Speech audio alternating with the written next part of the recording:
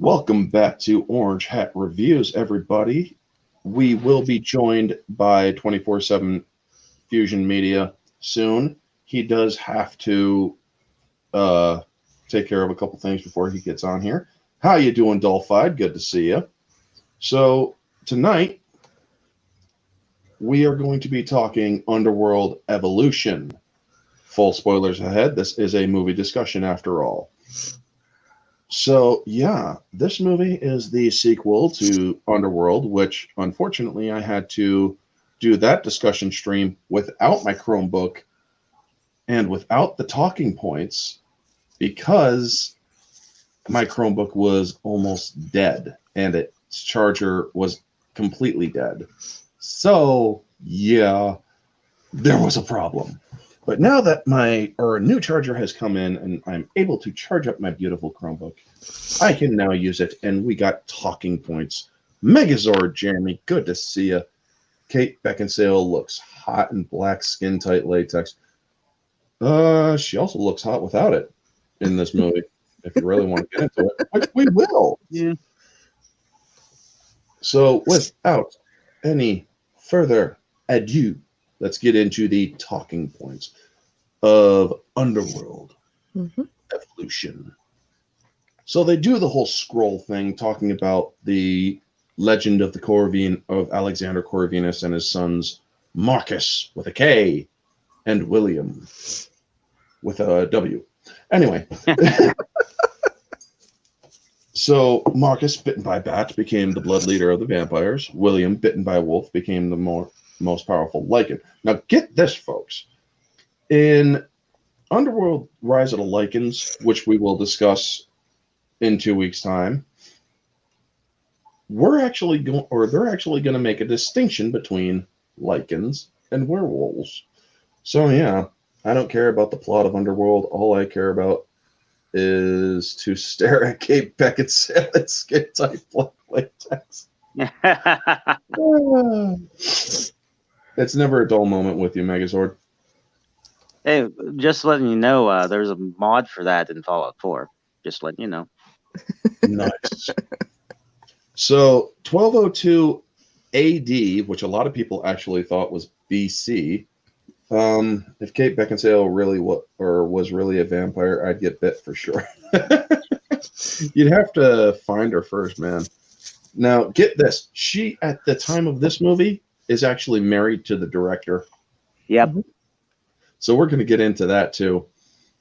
So 1202 AD, Markus, or it comes in with a close up on Marcus's eye, and Viktor and Amelia are there, and well, they see this town in ruins, and Viktor's like, oh, with his Shakespeare, Bill Nye, man, great actor. Shakespearean lines, man. Yet again, we arrive to witness this monster's aftermath. And it's like, yup, that's Viktor. Mm-hmm. And you see, he's talking, he's like, your brother must be stopped. It ends tonight. Is he still here? Yes. He must not, and remember, Viktor, he must not be harmed. And he's like, I gave you my word, did I not? But William must be controlled. And the voice that they actually use for Amelia is not the actress's voice. It's actually not her voice. I can't remember whose voice it is, but they couldn't, or the woman that they had for Amelia, which I cannot remember the name of. I'm actually looking that up right now. World Amelia actress. Zeta Gorig. Yeah, they do not use her voice in it. And she appeared in the flashback sequence of Underworld Evolution, appears in archive footage as a painting in Underworld Blood Wars, which was a very shitty painting, by the way, but we'll get into that later when we discuss Blood Wars. Right. But yeah, Zeta Gorig, man, and she... I do not think, or because I remember from the audio commentary of Underworld Evolution, she did not provide the voice for her own character because, well, she had a heavy accent. So it's understandable, you know? What kind of accent, though? With a name like Zeta Gorg, I'm guessing probably Slavic. Or something else. I don't know. All I know is that she's fucking hot. But, so they start burning the bodies, and Markus is ordered by Viktor to stay there. And he says that he gave him his word. But we all know that Viktor can't fucking be trusted. All right. So now the townspeople start turning, or the village people start turning. Not the YMCA village people, but the village people in the horror movie called Underworld Evolution. Now, they don't start singing YMCA. They're not that village people. Remember, folks. So, she must have had a Cybertronian accent. Hey, how you doing, son of the brave Megatron? Good to see you, man. If Blade was real, I'd be a happy mama. Oh, we know you'd be a happy mama, Matt. Yeah. We know you'd be a happy mama. I mean, yeah. Anyway, so they start turning, and all hell breaks loose. And we get a look at the newly designed lichens. Now, they are furrier, and I should have actually brought up some pictures of them too. Let's see if I can actually do that. I'm going to stop sharing that media. And lichen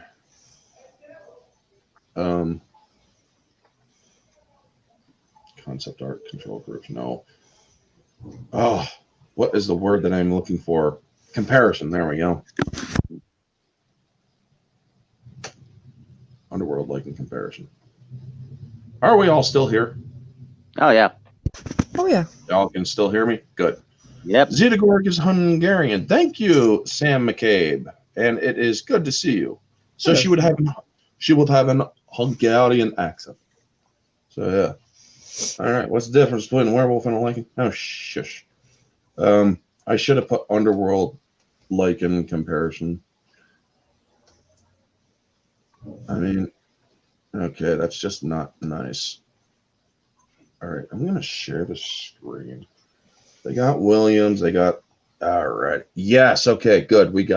They got enough pictures. So I'm actually going to share that whole screen. So share screen.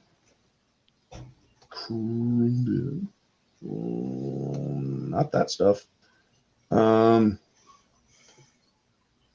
Okay. So we got lichen from Underworld 1. Right here, folks. Blow that shit right up right now. Not a lot of fur on this puppy cat looking lichen, right? Not a lot of fur at all. Brace did make an impressive werewolf, though. Oh yes, it would. Indeed it scared the hell out of me when I first saw it. Now let's X out of that one, and let's go to the. Okay, I can never get used to this. Let's see here. Where this was Underworld 2. Much more fur around the neck area and the back area. And, well, this dude, let's just say that he really does need some manscaping advice. And even his ass needs a little manscaping advice, too. But yes, they definitely improved. They even made the feet wider in this movie. It's an overall improved look. Yeah. Now, if you want to draw some more comparisons, you got William the White Wolf here, and you also got the other Underworld werewolves, which actually look like William, but those are in Rise of the Lichens. So we'll discuss those later on and during the Rise of the Lichen stream. So now that those are over, basically, Underworld 1, we get lichens that look fucking awesome. Underworld 2, we get lichens that need to trim their pubes and the rest of their body hair too, with wider feet. So they improved on they made it more comfortable, but they traded consistency for comfort. And believe me, folks, consistency and inconsistency are going to be two words that are used a lot throughout this stream. And we got Demogeny. Hail, Demogeny. How are you? Thank How you. you doing? I'm doing. We're all doing. We're talking Yep. about the early part of it right now, the prologue of Underworld Evolution. What did you think of this movie? I loved all of them except for that the last couple got a little. Actually, the one with the daughter, when they first introduced the daughter, was a little crazy. But the last one was actually not bad. I didn't mind it. The very last one. Well, we'll be discussing that one later on because this one's only Evolution tonight, and we're discussing we were just discussing the difference before you got in between the Lycan looks. You know what? I'll actually pull that tab right back up. Yeah, the Lycans look in the first one. They look more like monsters than werewolves. Yeah, but they still look badass. Oh yeah, no. I mean, that's Now, Either way, they look really, really impressive. I'm not really that mad about a little extra fur. Yeah. And you know what, folks? Because my jokes were actually pretty spot on. Here's the one from the first Underworld. Load up, you silly Chromebook. There we go. And this was Ray's, I'm guessing. Yeah, this was Yes, that's Ray's Ray's. because I recognize the background. And they have a little bit on the back, a little bit of fur on the arms and the legs. Sure. It's an overall good look. There we go. And then we get to, let's see here. Wrong one. There we go. Let's go to the other look of the Lycans, which this is technically from Rise of the Lycans, but it's also the same design as the Lycans from Underworld Evolution. But you can also see the wider paws, a lot more hair, and a wider neck to kind of hide the actor underneath. That way that they could actually see what's going on. They traded comfort for consistency. But I still like it. But like I said, when I was comparing the other one to this one, he definitely needs to get a manscaper. So, did you already talk about the part with Amelia yet, or no? Amelia, or we are still talking about that. We haven't gotten to where she's going after William yet. Okay. But we are actually going to get to that. So they start fighting. Now, in this beginning of this movie, like I said, consistency is a big word, folks. You will notice Tony Curran's hair is black/brownish in a couple scenes in that flashback scene. And in other areas, oh boy, I got a big rig coming through. But anyway, in other areas, you'll actually see his hair is red in certain scenes of the same flashback. Mm-hmm. This movie isn't his hair actually naturally red?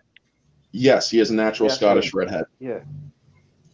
And he is actually what was I saying? God damn it, truck, you throw off my rhythm. Hey, I drive a truck. It said G-Fan on the side of it. I blame you. No, I'm just kidding. Yeah, I see how you are. Yeah, until you don't get your products, then you're all screaming for me.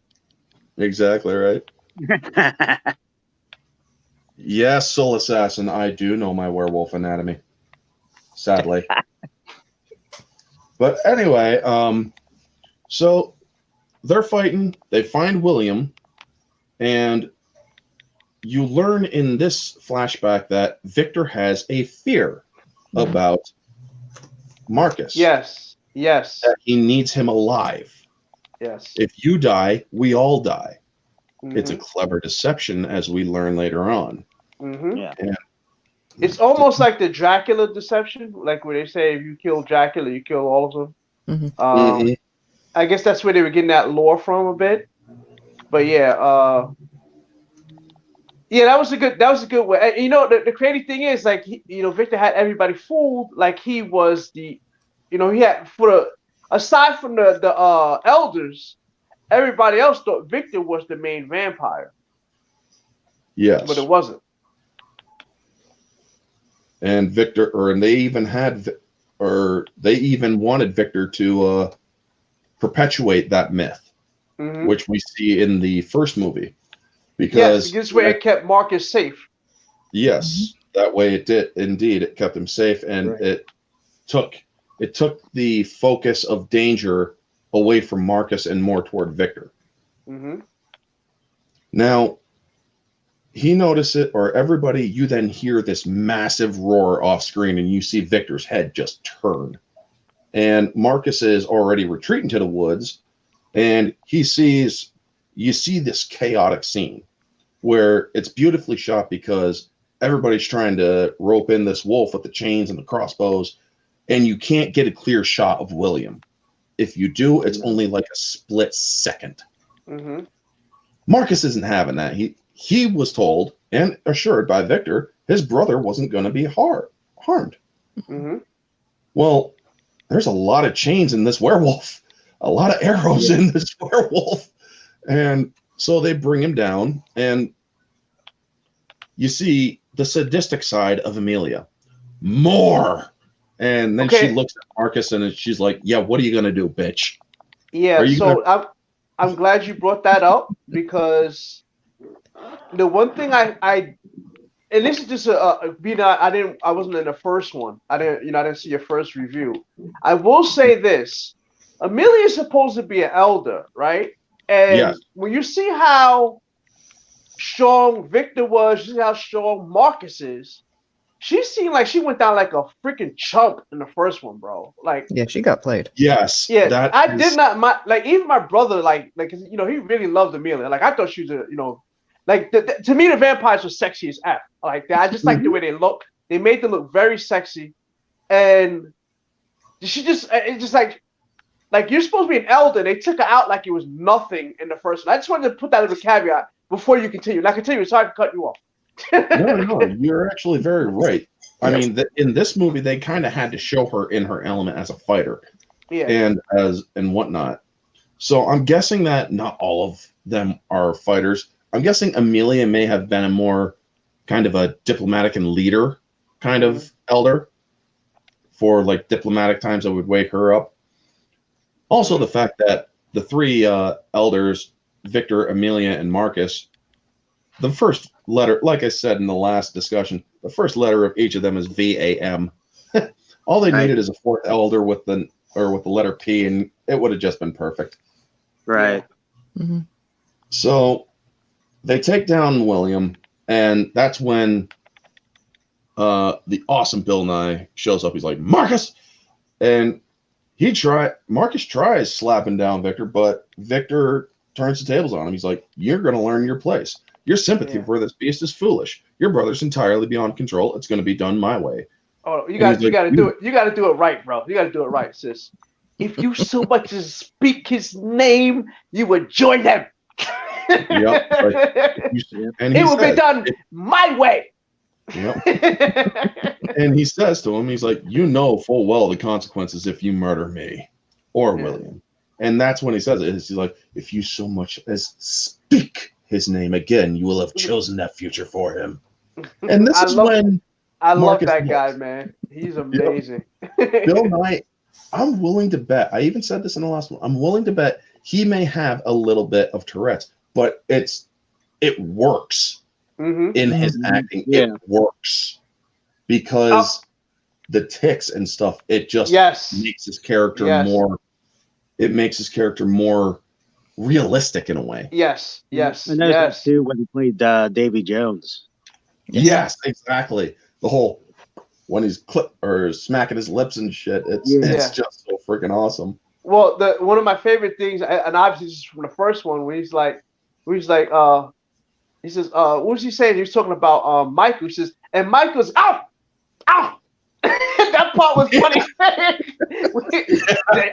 Yes, Yeah, he's just the like- liking. Yeah, when he has that memory trigger, he's like, Yeah. Yeah. oh yeah, the lichen. So, Yeah, I love that guy as a freaking I just wish that, you know, they in reality, I remember seeing that in the theaters, the first one. I actually saw all of them in the theaters, obviously, let's be real. But the very first Underworld, it was like a double date I was on with my buddy. And we went to see this, and what hooked me was when, and I know I'm jumping around because I wasn't here for the first one, but what hooked me on this movie was when she was in the train station when they first were trying to find Michael. When they first were trying to find Michael, and she corners the one werewolf, and she freaking unloads the clip at him, and the bell goes off, and her eyes turn blue.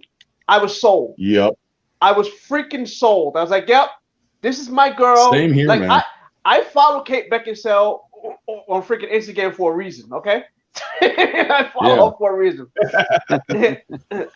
my character on freaking Final Fantasy is named Scarlett Beckinsale. I named it after Scarlett Johansson and Kate Beckinsale. Which, by the way, I'm playing that right. I'm playing that right now, just so we're clear. Oh, nice.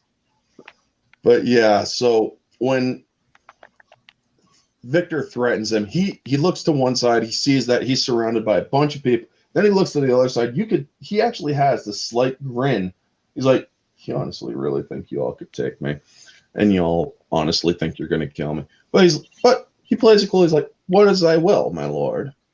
Imprisonment for all time, far from you." And then we get the monologue. Mm-hmm. And we're not going to go over the monologue because we basically know the monologue. Right. That Celine catches us up with a recap of Underworld 2. Yep. Or Underworld 1. So let me pull up my talking points. Market. By the way, just to be clear, I haven't seen this movie in years. I just love this movie. Oh, believe me, if I hadn't seen this movie in years, I could still go through it like I did. See it like yesterday. I have, when it comes to movies that I like, I call it cinematic eidetic memory. So I could basically perfectly recall it. So Michael and Celine are in a safe house trying to head back to the mansion so that they can wake up Markus because, well, she did kill Viktor in the last one, so she's kind of needs to plead her case and whatnot. So Craven, the douchebag from the first movie, the dude that's always trying to get the cuck. He wants that Kate Beckinsale vagina. Is what he wants. Exactly. He does. Oh, he does. But he realized he couldn't, or he realizes I think we all do. How about that? Yeah. So they open up Markus's tomb, Craven and a couple of death dealers, and well, the bottom of his coffin kind of broken, and we all know that he woke up because of the lichen spilling his blood in there. And he is now a technical hybrid. He's technically a hybrid. He's like 10% werewolf with 90% vampire. Yeah. So he wakes up, he starts slaughtering these guys. I mean, the way that he dispatches them so quickly is just freaking awesome. Which makes you think, it makes you, puts in perspective when you are talking about when he was surrounded, how much damage he could have done to them had he decided to go at it. But what it was, I think he was just thinking the long game was like, I'm going to need these fools later. So, yes, exactly. I think that's why he didn't go at them the way he did. Yep. And because he knew that he was outmatched, and he also knew the truth too. Even if they do kill me, it ain't gonna kill them. So just play the long game, like you said. So then he pins freaking Craven, and I love this. His first line, because Craven's putting it together, it's like, oh shit, he got woken up from the lichen, and then he's like, Markus, the blood memories from this wretched creature. has shown me that your treachery knows no bounds. So this is basically saying that Markus has not woken up to a contemporary world. He's still using kind of a Shakespearean kind of tone and way of speaking. And he's like, my lord, I can explain. He's like, why would I listen to your lies when the journey to the truth is so much sweeter? Now, if you notice when he bites Craven, the blood, when it just starts pouring, is not pouring from the right area. It's pouring like from over his nose. You can actually see it in that scene. And then he starts reading off of Craven's memories, and then he sees the necklace. And that's when he pulls away, and he's like, please, I can assist you. Oh, you already have. And then he just knocks freaking the top of Craven's head right off. If you do a perfect pause, you will see the bottom jaw and his tongue just before the cut. Nice. It's like, oh, damn. But when I saw that in theaters, I'm like, finally! I yelled that out in the theater. Everybody's looking at me like, shut up. It's like, oh, you shut up. I've been waiting for that bastard to die for years. So, have you ever seen the director's cut of this? Because I have the director's cut version of, I think, the first two, if I'm correct. I'm not sure which one. So, if you watch the director's cut of it, when he bites him, you see that he was actually smashing out the blonde already. Yeah. He was smashing her out. I'm going to blank on her name right now. But yeah, she's hot too. Erica, yes. Like I said, the vampires are dope, man. I always thought they were very sexy. Oh yeah, and we were actually talking in the first stream about the unrated extended edition, which she does. She just goes right into freaking Craven's room. She's like, "Hey, Kim White," pulls off her damn shirt, and it's like, "Yeah, let's get it on." Yeah. But man, he really cucked her bad, and it's like, how are you not getting that he doesn't want you? You're only a booty call to him. You're a side dish or piece. You're the side piece. But yeah, so Markus is awake. He's following the Lycan's memories that woke him up, and finds out where they are from the interrogation area from the first movie. And Michael is learning from Celine, normal food can be could be lethal. Toxic. Yep. You have to feed on blood, and if you can't anticipate your cravings, you will attack humans, and you don't want that on your conscience. So Michael, not really paying attention because, well, we have to be able to see what she's saying to kind of put it into context. He decides to throw the bag away and goes out to a little dive in Hungary. And because that's where they are, they're like in Budapest, Hungary area. And he gets a plate of mashed potatoes and stuff. And that part is funny to me too. He just starts checking, like, okay, not lethal right now. And just starts freaking. The one dude that gets me laughing is the dude with the skull cap on and the beard. And like you see where he's looking at him, he's like, what the? He's like, I'm out of here, bro. Everybody's looking at him when he first gets in there, and he's like, how you doing? And then they all just stop looking at it. Yeah. And then he hears everything that's going on from the TV from the previous movie, the shootouts and all that stuff. He looks over and sees the cops just to make sure that they're not. Now, pay attention to one cop in this whole scene of the shootout in the forest and everything. So he starts having a seizure because of the food, and he starts bringing it up. And he's telling everybody, you got to get away from me. And then there's also Corvinus, which I should have brought up because this does take place just before this goes on. Alexander Corvinus is introduced, and he's covering up all the stuff that just happened like hours ago in this movie universe. Yep, I love that. I love the fact that he's the one who's been cleaning up their mess for centuries. Yep. And so he has Amelia, not Michael, Lucian. Lucian, yes. And he looks over Lucian. It's like, man, if that's Zeta Gorg on the table, stay focused. Anyway, so he pulls open the shirt, and well, the necklace isn't there. So he's like, oh shit. So he goes over to Viktor, kind of feeling up Viktor's chest, and is like, found you. Cuts it open, pulls out the key. I love during the audio commentary, he's like, yeah, that's an expensive looking ashtray, isn't it? I'm like, oh geez, you guys. Now remember, folks, Len Wiseman is the husband of Kate Beckinsale during the time of this movie. Yes, he is. And lucky bastard. I was hating on him the whole time. Hating. Right? So then we find out that everybody's now in motion. We know who the major players are. The force shootout.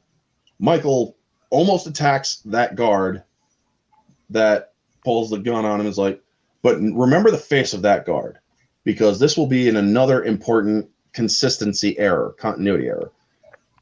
These guys are chasing him. They get into the woods, and Celine decides to go save Michael. She drops down, and it's that guard that was that he almost hit in the dive, and she dodges his gun, knocks him out, takes out two other guys, and then goes to the last guy with the shotgun, takes the shotgun to the stomach, and it's that first guard that she put down whose shocked look is on his face. It's like, you're not a twin. How the fuck did you get there? Because the guard that was looking with the shotgun has a completely different face, but then they cut to his reaction. It's like, what the? Then he gets knocked out. So another error. This movie, when I did my review earlier, I said 4 out of 10 objectively, meaning without bias. It's not a good movie from an objective standpoint, folks. Well, actually, to be fair, none of them really are. I mean, it technically just made money enough for them to, and which is always surprising to me that they made so many of them, because it was really just a cult classic when you think about it. I mean, like I said, when I first saw it, I said I was on a double date, and my buddy hated it. Like, he freaking couldn't stand it. I was in love with the shit, but I was, starstruck with Kate Beckinsale, so I really didn't give a shit. So, but yeah, when you think about it, none of them are really good movies. But it's okay to like bad movies. Side note, Last Jedi. You can like bad movies and still, not be an istaphobe. You know what I'm saying? Or you can like good movies, or you know what I'm saying, and vice versa. So, they really aren't all, good movies. It's just that it has great, like the one-liners are freaking fantastic in that freaking in the series, especially with Viktor in them. The ones with Viktor are great. Exactly, man. I mean, one of my favorite lines from the first one is like, your incompetence is becoming most taxing. I love that. He was rocking that collar, by the way, man. Yeah. Oh yeah, he was. Oh, yeah. So they finally get the incapacitate the guards. She gives him some blood. He's like, no, Michael, you'll die. Well, we heard him already say that he wasn't ready to die, so that's the perfect kind of incentive to get him to feed, So he's feeding on her. She does kind of have that little reaction like, oh, this feels so good. And so then Markus shows up, and those guards are like, fuck this, we're out. They're running. Yeah, I would have said the same shit. Like, what the? Because at that point, he looks like a freaking, he looks like a demon, really, Yeah, he's in his full vampire bat kind of look at this point. Which is crazy, because we're really not shown that any of the vampires have a different form other than their eyes turning blue, which is a symptom of it, because their eyes turn blue because of Markus. Those are his. That's his trait that's passed on to all the vampires because his eyes are naturally blue. So you're really not shown that any of the other vampires have a form. So we're like, is this a side effect of him becoming a hybrid, or is he the only one who had a second form? So we really don't. You know what I mean? That's one of the things that I wish they would have. I wish they would have been more specific with that, because had he been the only one who could have that form, it would tend to believe that that's why they would keep that secret, that he was the actual head vampire. So now, so he arrives. I know what you've done, Celine. Now, I have seen the special features of this movie, and there is one part where he says this, I know what you've done, Celine, and they actually cut to the lovemaking scene. And I'm like, are you freaking kidding me? Wait a minute. When did they do that? It was in one of the special features of the movie, one of the bonus features. Oh, really? Yeah. He's going to track it down for science later. Yeah, I know. Right? I don't know what you're trying to suggest. I'm suggesting you have a thing for pale chicks with blue eyes. I cannot confirm or deny that statement, and I will plead the fifth. So I do not. One of my friends actually got me like one of those little freaking refrigerated magnets, and it says "I love vampires." I was like, nice. She's not wrong. So, no, Soul Assassin, I'm not a vampire. So Markus is like, know what you've done. She's like, Craven or Viktor deserved his fate, and Craven was no better. He's like, Craven has already reaped the rewards of his own misdeeds, and Viktor deserved his fate many times over.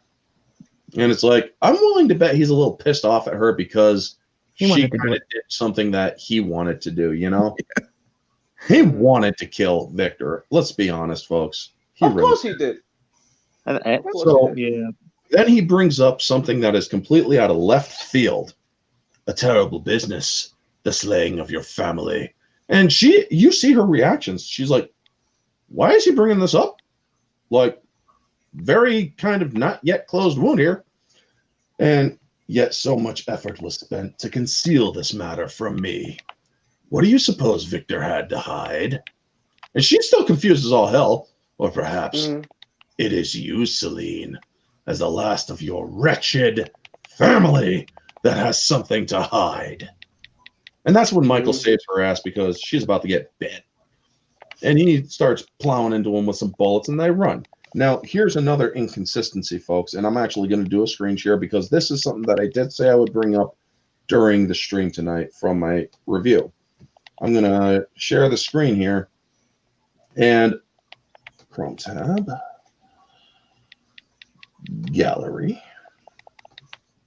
Okay, this is the first shot of hybrid Michael in this movie, which is very different. Has it been shared yet?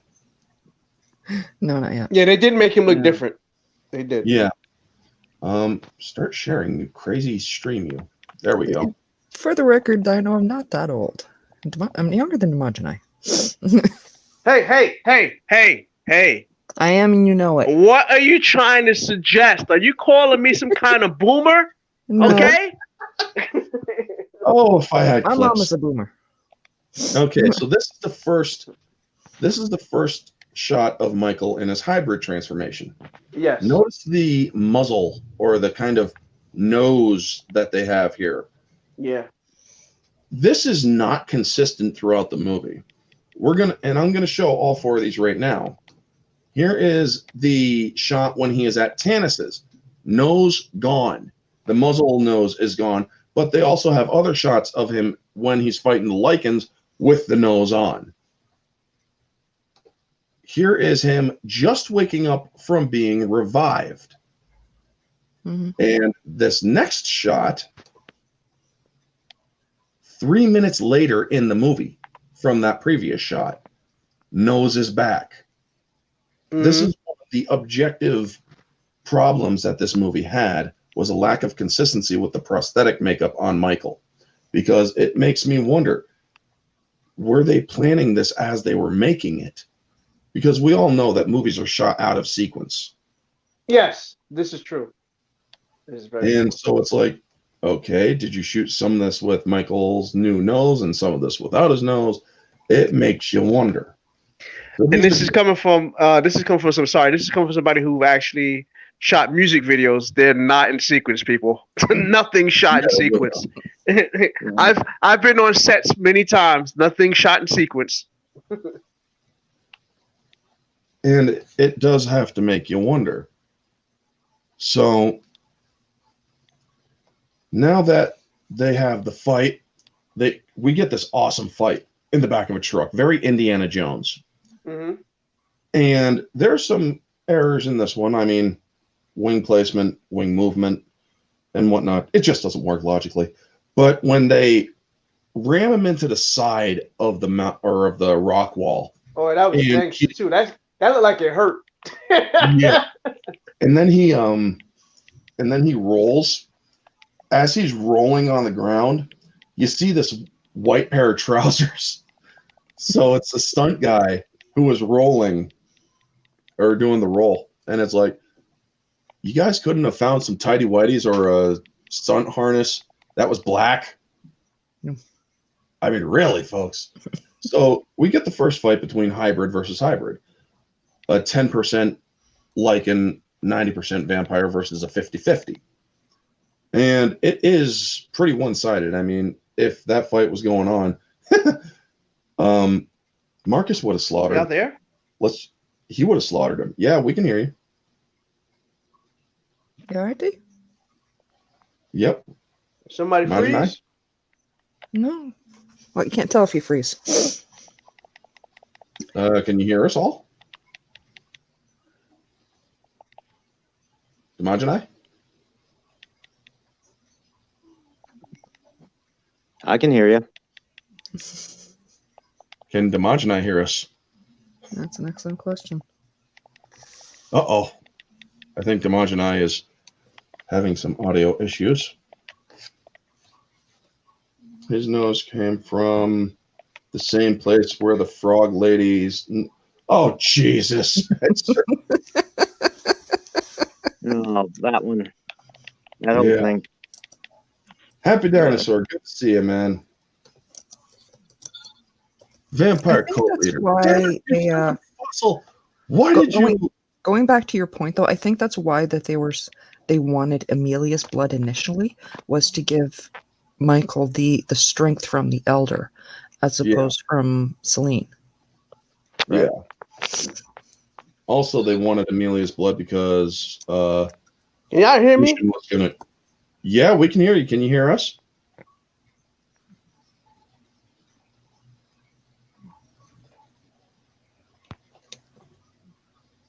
Yep. No. And we lost him. Answers that question. Bitch. Okay, I'm looking at both of my okay, now he's gone. On my Chromebook, because I'm guessing my Chromebook is private chat. But yeah, so the sun is starting to come up, and it starts burning through her clothes. It's like how does that work exactly? Are her clothes made of vampire skin? Yes. So it does kind of raise an issue, or a technical issue.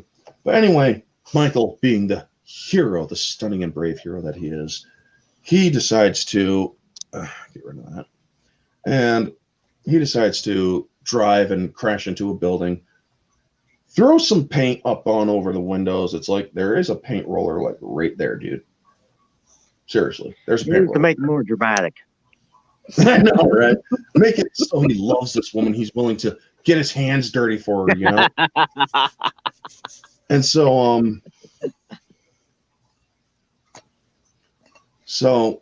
they put her into the thing. She's like, there's really no need. And I really wish Demogeny was back for this because, let's face it, we know he would love this. Yeah. part. I'm sure he'll pop back and it's forth. really no need. And he goes into the dirtiest fucking bathroom, folks. The dirtiest fucking bathroom ever. Pulls down the first aid kit. I'm sorry. From that bathroom, I don't want that first aid kit. It's like, that shit probably has hepatitis in its own damn needles. You know, I've seen the movie. I've got the movie in my head just like you do. Yeah. And just the way you were leading into that, the dirtiest fucking bathroom pulls down, and I'm like, I don't know where he's going, but That's the dirtiest bathroom. Fucking first aid kit out of. First aid, yeah. So he then checks her and she sees she's healed. She's like, see, no need. Kind of giving a nice little grin. And then he checks her face, and that's when it gets hot and heavy. He removes her little corset, and then she looks down like, yeah, unzip me, baby. And that's where the love scene gets going, folks.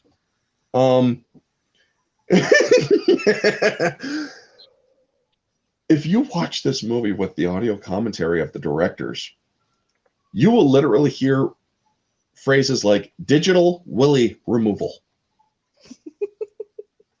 Because if you really pay attention to that, how they're kind of grinding onto each other, there is no way that he is inside her. mm-hmm. No fucking way. But you also got to think how uncomfortable this is for Scott Speedman. I mean, her husband is like right there saying, yeah, you guys are making love. Good job. Keep it going. And it's like, seriously, man, if I get a wreck, are you going to shoot me? He probably likes enjoying watching. I don't know. He's probably one of those kind of husbands. Yeah, maybe Len. Well, Len did, or Kate Beckinsale did have a kid off of Len, so I think 2 kids. Can't remember. Yeah. But as they're getting it, and as she's reaching her plateau, shall we say, her eyes turn blue, so you know it's really good fucking vampire sex right now. And there is a scene. They actually cut to Corvinus just waiting to hear news.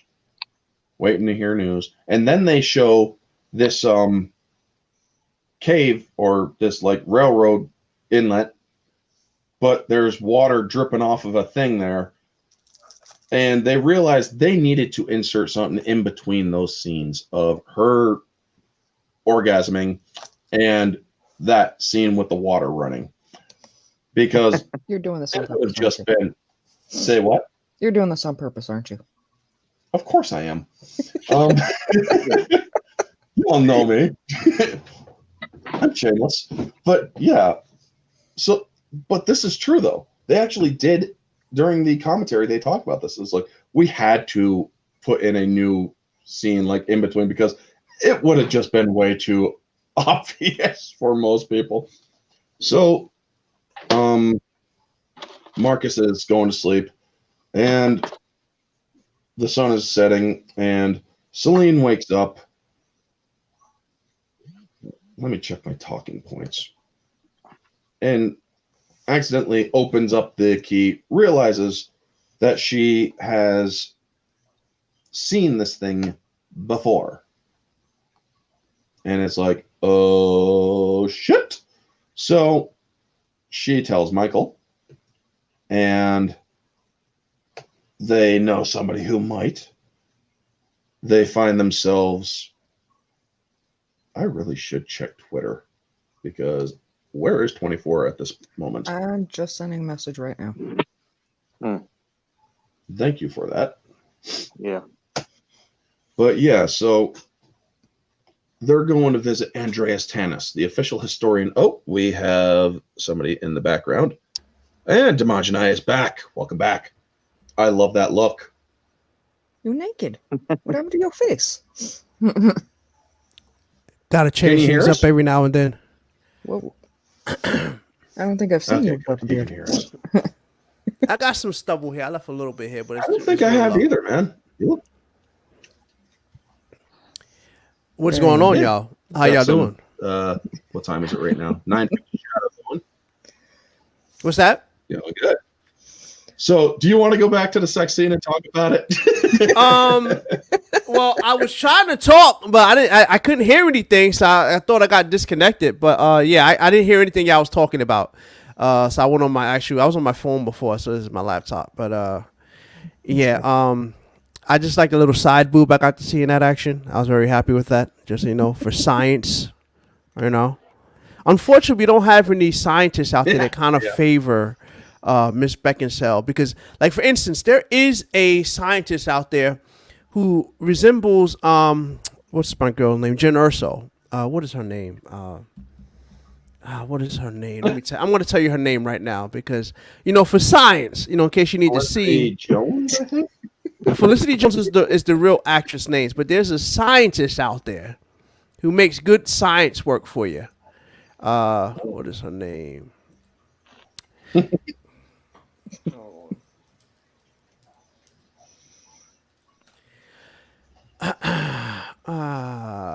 we are here. Here we go. Nope, that's not what I'm looking for. Where is it? Okay, yeah, here it is. Nope, that's not right. How'd you do that? Holy smokes! Oh, that's what it is. Hayden Winters. That is the scientist you want to look up. She's well educated. Okay. She's well educated in the art of biology. If you wanna learn a thing or two, I'm just saying. But yeah, but my thing is there isn't a scientist out there that kind of resembles Miss Beckinsale, or else I would have had to for science look it up. But yeah, the little side boobage was good. I was happy about that. But we all knew that was foreshadowing, which is he dropped a couple in her drawers, but that's neither there nor there. You want to know what I found funny? And the fact we just lost Soul Assassin. Oh, Yeah. Soul Assassin left. Get your Yeah, ass he back here. went to check out. He went. Yeah. He went. Hayden Winters. right. Be right back. Oh, jeez. But He's so anyway, big. Yeah, it's for science, y'all. It's just for science. Yeah. That's all it is. but what did you think, or how do you think Scott Speedman felt when that scene was being directed, knowing that his or that Kate Beckinsale's husband was right there behind the camera? Giving him directions. They on call what to that do. cock holding. Cuckolding, yeah.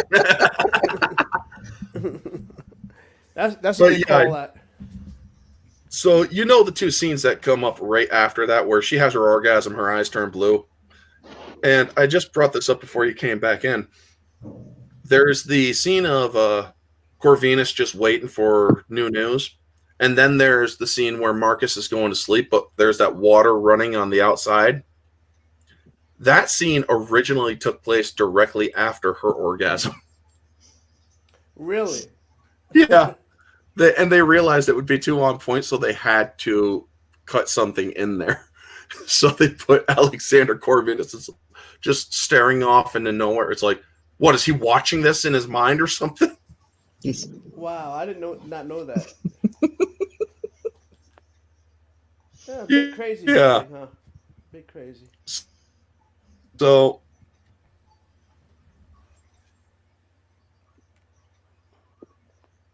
You still there? Yeah, he muted. Oh. Yeah, kind of that's what happened the last time. But when he muted the last time, everybody got muted because I saw your lips moving, but I heard nothing coming out of it. Pause. Okay, I'm back. So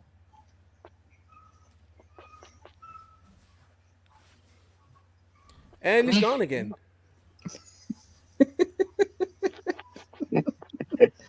Like he's researching Hayden Winters too. Yeah, I mean, Yeah. listen, it's good. It's good for research purposes, for science. It's for science. I'll research it later. So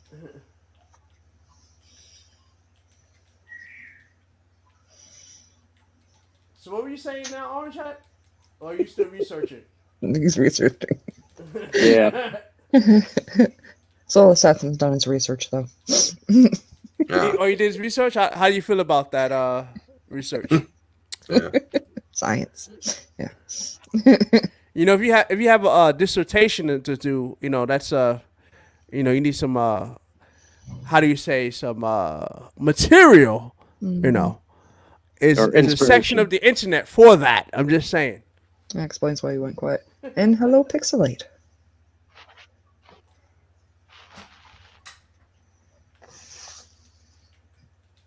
So, what we were talking about him being cockholded by Scott Speedman. I mean, listen, you know, that's the one thing I will say. When you are in that business, I mean, obviously, when you're in that kind of business, if Hollywood, that comes with the territory that if you do have a significant other, they will be put in compromising positions that you may or may not like. For instance, you know, just on that topic of, you know, your significant other seeing you on screen, I remember what's his name? Mike Coulter, who plays Iron Power Man, Luke Cage. How you He was doing, saying 24/7? how when his scenes, because the euphemism is, you know, let's go get some coffee. So when they go get some coffee in Luke Cage episodes, he's like he felt some kind of way watching that with his wife. So we've got science and we've got coffee. I love it. listen, Alrighty, I mean, when you see somebody in real life, it's all about coffee. But when you're doing research, it's science. Exactly. That's the I'd difference. like to get myself some coffee. Hola, papi. How Can you I- doing? We can help you with that. Hey, what's up, everybody? So y'all doing all right? Yeah, good. doing great. That's good. That's good. Do Do you have like your Can you all coffee? hear Do you me like your clearly? coffee iced or hot? I'm not going there, baby. Have you streamed with 24 before? Have you met? Yes, yeah. No. Did we lose Orange Hat? Oh, yeah. Is he really gone? No, he came back. Am I don't hear him. Can you guys hear me? Oh, now I hear you. There Yeah, you I go. hear you. Okay, good. Okay, so let's get back onto Sorry, I Shoot, sidetracked your show with coffee and it's okay, science. it happens. Well, we're about to get into more science because this is Andreas Tanis's exile. Oh yes, yes, that They is a get good into the exile. monastery, and he's having he's getting it on with some two like Victoria's Secret wannabes, and you can see all. Funny thing about this one, folks. Audio commentary. If you watch the scene, the set decorator for this, they start rolling the scene, and you see the woman take off the top part, and it's like, now no one is looking at my set. It's like, I don't think they want to or Yeah. care. That's a Boobs, coming dude. Boobs. So, they wear the guard dog. They get in, and Tanis, right when he's like really getting into it, he hears the alarm. He's like, "Oh shit, my ex-wife is here." No, I'm just kidding. Basically, he sees it's Celine, triggers a trap. You got vampire versus Lycan hand to hand, which wasn't really shown too much in the first movie. Mhm. I mean, we saw Viktor fight Reyes. I mean, that was a very pitched battle. But having Celine fight a Lycan, a full-blown werewolf coming at her and whatnot, we see this, and it's like, let's just get ready to rumble, man. Great stuff.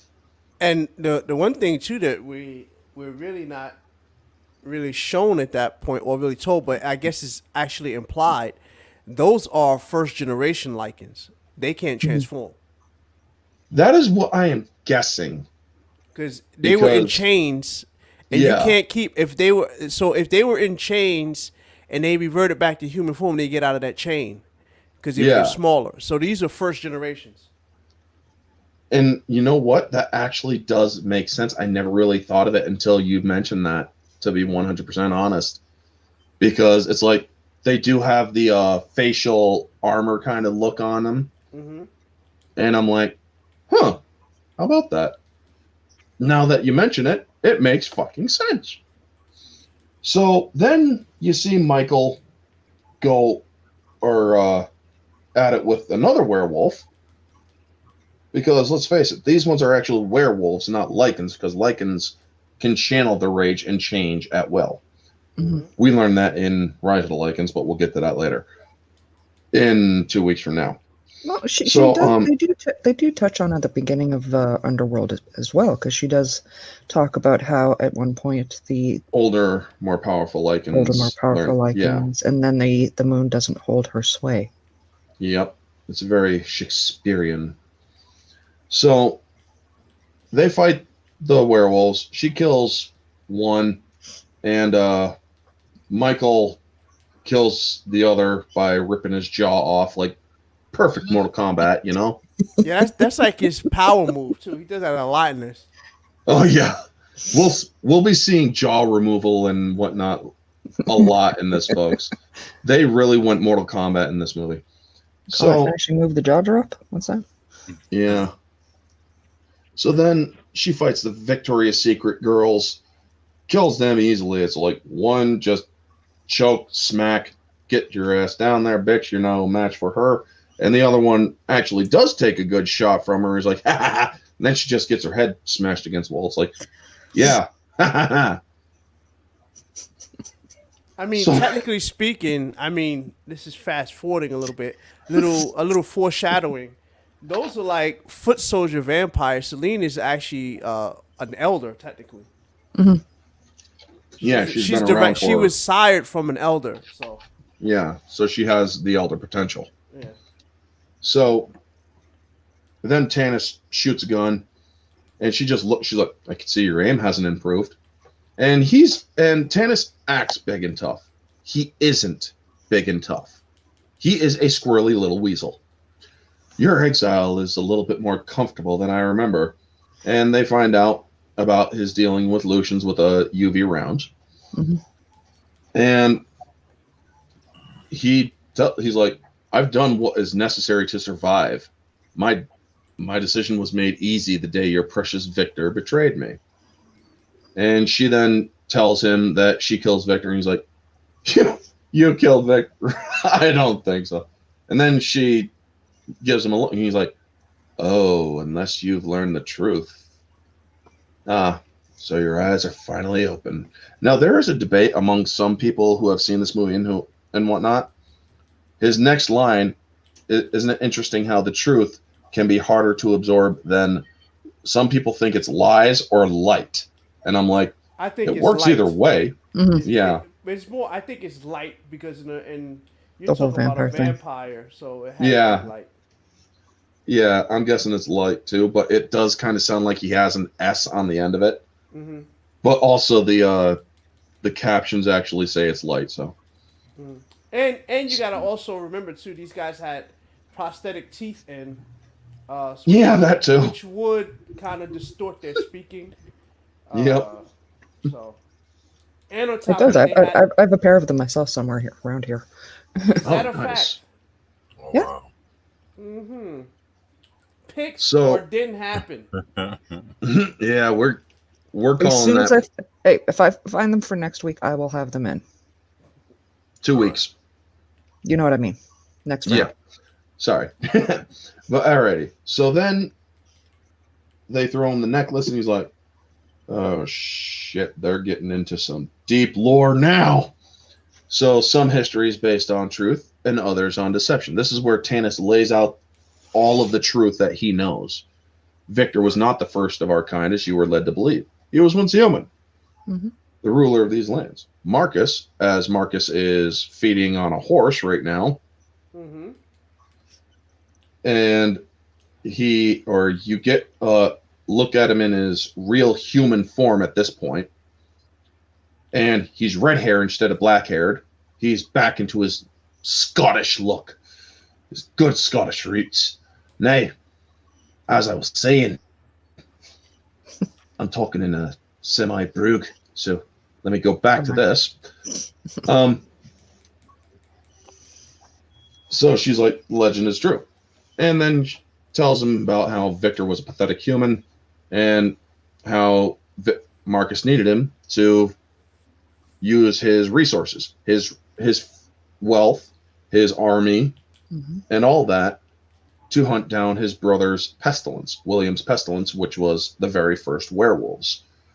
Correct. And a dangerous and infectious breed created by William, his own flesh and blood. But these weren't the Lycans we know. Disgusting though your brethren may be, they at least are evolved. No, these were raging monsters, never able to take human form ever again. It was only these later generations that learned to channel their rage, which we find out the actual truth of that, and which is a slight difference between channeling rage and being born to be able to change. Yeah, well, the trick to it is really is not necessarily just the being born; it's who sired them also. Yeah, exactly. The one who sired them is the one who allowed that bloodline to happen. Yeah, Lucian was the first one to do it. Lycan. Yeah, he's not. Lucian isn't a werewolf; he's a Lycan. Where the werewolves are William's line, purebloods. Yeah, and that actually makes sense too if you really think about it. I mean, werewolves is the normal and original term, where Lycans is like a lycanthrope, so man and wolf, where the werewolves are more wolfy, you know? Anyway, so she's laying all the truth, and then Tanis shows him the book, so she sees William's prison, and she's like, what's this? You should know, it's William's prison. The prison your father was commissioned to build. And so she's getting all these flashbacks about her father and as a young girl with her sister and the key and whatnot. And she has a hurt expression on her face. Michael's like, what's wrong? She now understands why her family was killed. To cover it up. To make sure that Markus could never find William's cell. And that was the winter of Lucian's escape, which at the end of Rise of the Lycans is basically the year that Lucian escapes. So, yeah, Lucian also had one half of the keys to William's cell. So technically, Viktor really wouldn't have to kill anybody. I mean, unless he wanted to. Because, well, you can't really open up the cell without both keys. Another inconsistency. Now, moving on to that, they find out that they need, or it's like, why is Markus looking for him? That I can't answer, but I do know somebody who can stop him. And she's just scaring him into answering questions, cocking her gun, shooting at him with a crossbow and shit. I mean, you know that she knows how to handle him, right? So then they go driving off. After their vehicle was smashed to bits by the Lycans, windows broken, they're still driving that thing with brand spanking new windows. When did they get their windows fixed, folks? See, I can't use the same line I did in Harry Potter. You know, it works. Yeah, so we well can't use magic. It's not magic this time.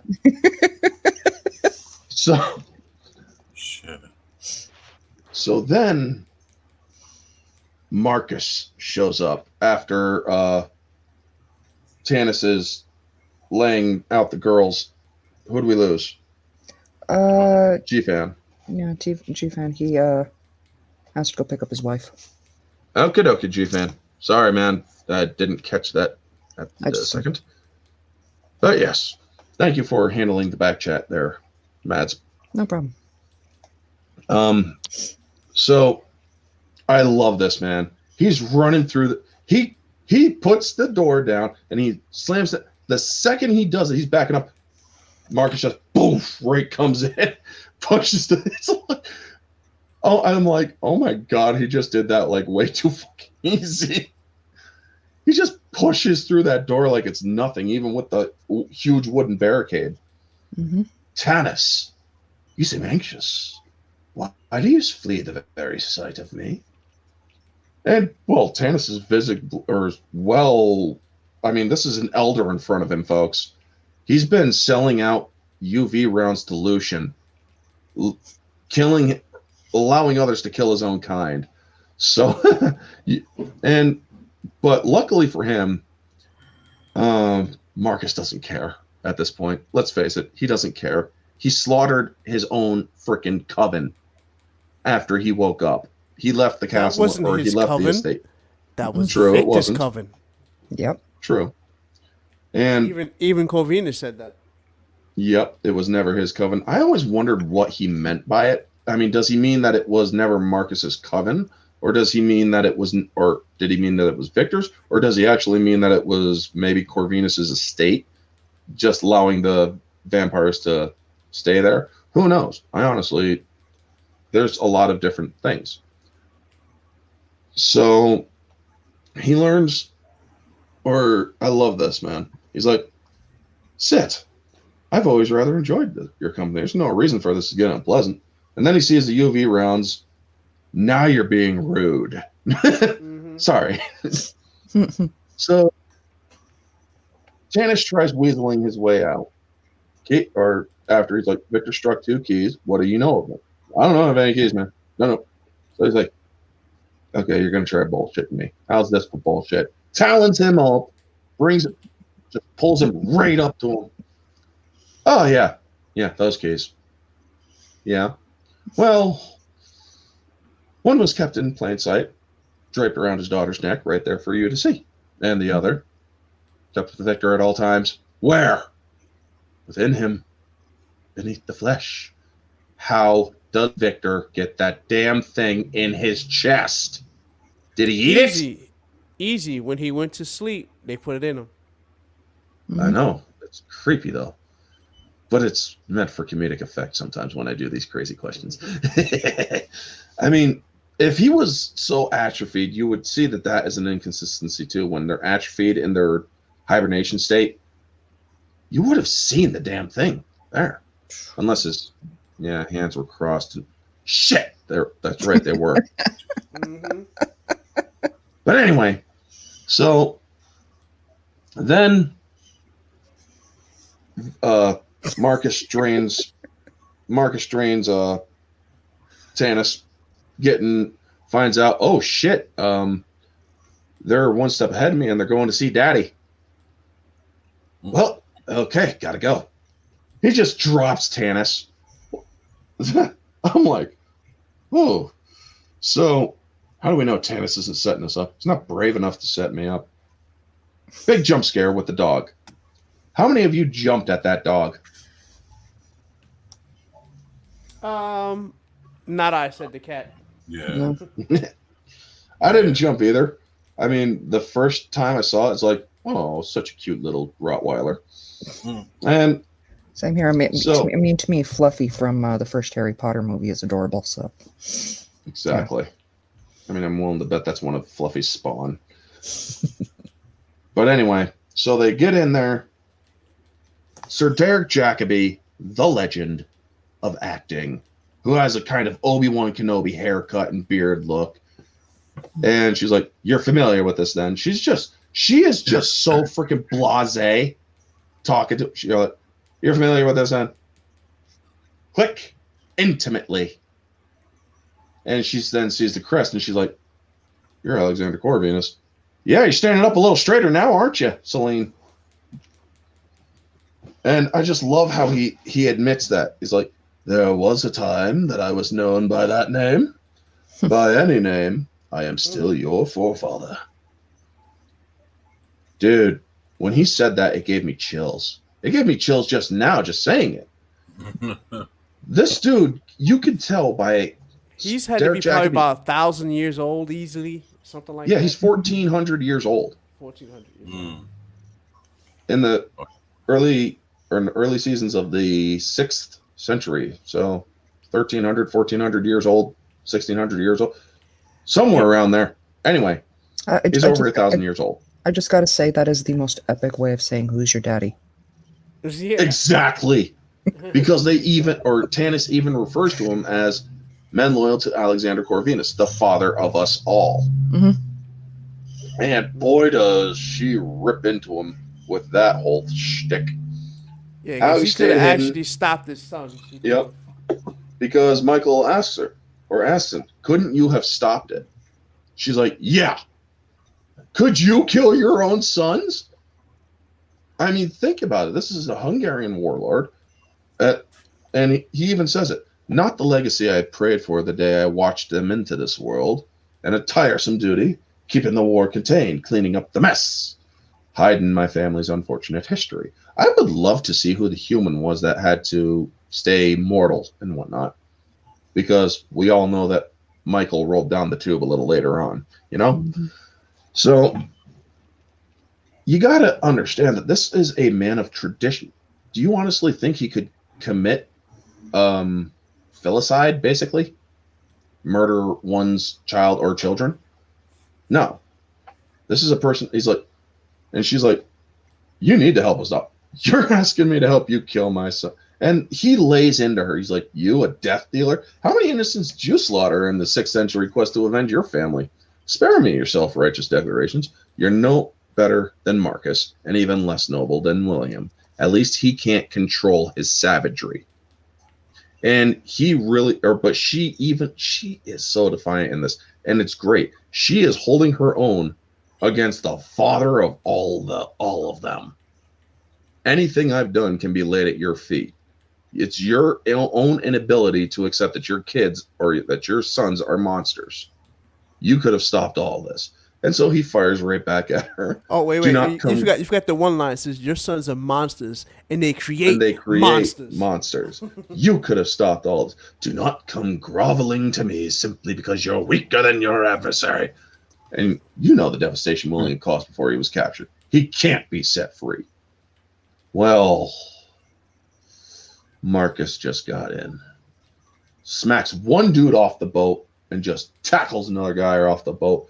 You hear the firing, and that's when the Claw comes in, grabs Michael. What do you all think of Michael biting it in this movie? Did you expect Michael to be to bite it in this scene when Markus just throws him right on the pipe? It was. I really wasn't. I didn't think it was going to happen because first off, he's basically a co-star of this, so I wasn't really expecting him to be done. Done. Yeah. So. Yeah, I mean, this is before the Game of Thrones formula where they get rid of your main stars. Yeah. Where they're killing them left and right. Yeah. I mean, they after all they went through in the first movie, for that, no, I wasn't expecting it. Yeah. 24? Yeah, I wouldn't have expected for them to kill him off so quickly, or just do him away like that, like they did old John Connor and that new Terminator movie. So, yeah, we don't speak of that thing. I know we don't. But yeah. So then she decides to get in there, and because of the whole argument that that Corvinus he's hesitant to kill his sons. He's like, no, wait, no, you're no match for him. Well, she doesn't care. And I love the part, or in this movie, they show her eyes change. They actually do it several times in this movie when she scares off the Russian driver in Hungary, a Russian in Hungary, or Budapest or whatever. But anyway, so she starts blasting him after she sees that her muffin just got impaled, and he then pins her to the thing, drinks her blood. Say what? I'm being a pervy wanker. Don't mind me. I'm sorry. What'd you say?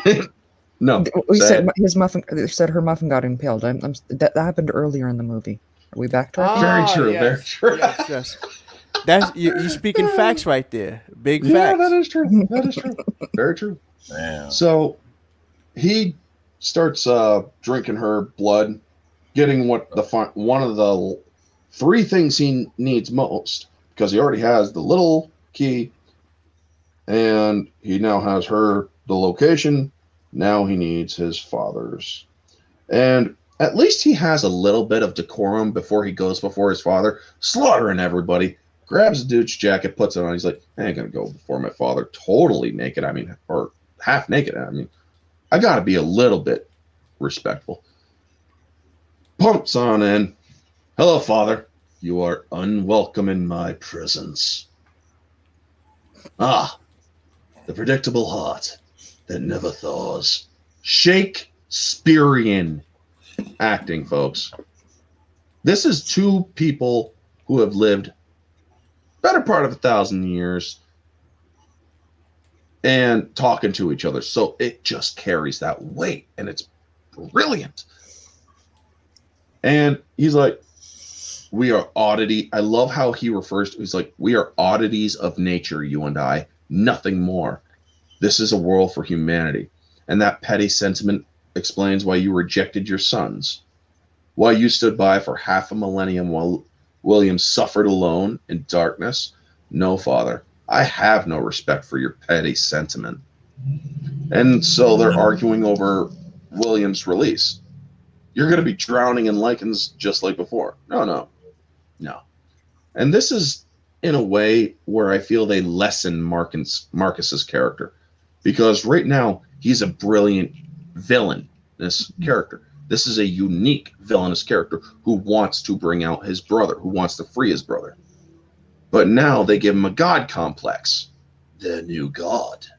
Me. And creating a new race created in the image. It's like, oh, why did you have to go that route? Why did you have to go that route? You took a character, unique villainous character, and you gave him the god complex that is stereotypical to all villains. And then he runs his father through. I mean, his father's not willing to commit filicide, but Markus is fully willing to commit patricide. Mm-hmm. And not only does he stab him, he robs him. It's like, dude, you couldn't have waited for him to leave you the key in his will? But so he gets the key. And at this point, Celine's trying to save Mike. She pulls the Why would you pull a rusty pipe out of his chest? Lift him off of it. You are a vampire. There's some just really irk moments. It, like I said, objectively, this movie makes no sense, but subjectively, I love it. Well, I mean, that was a show of strength. Yeah, the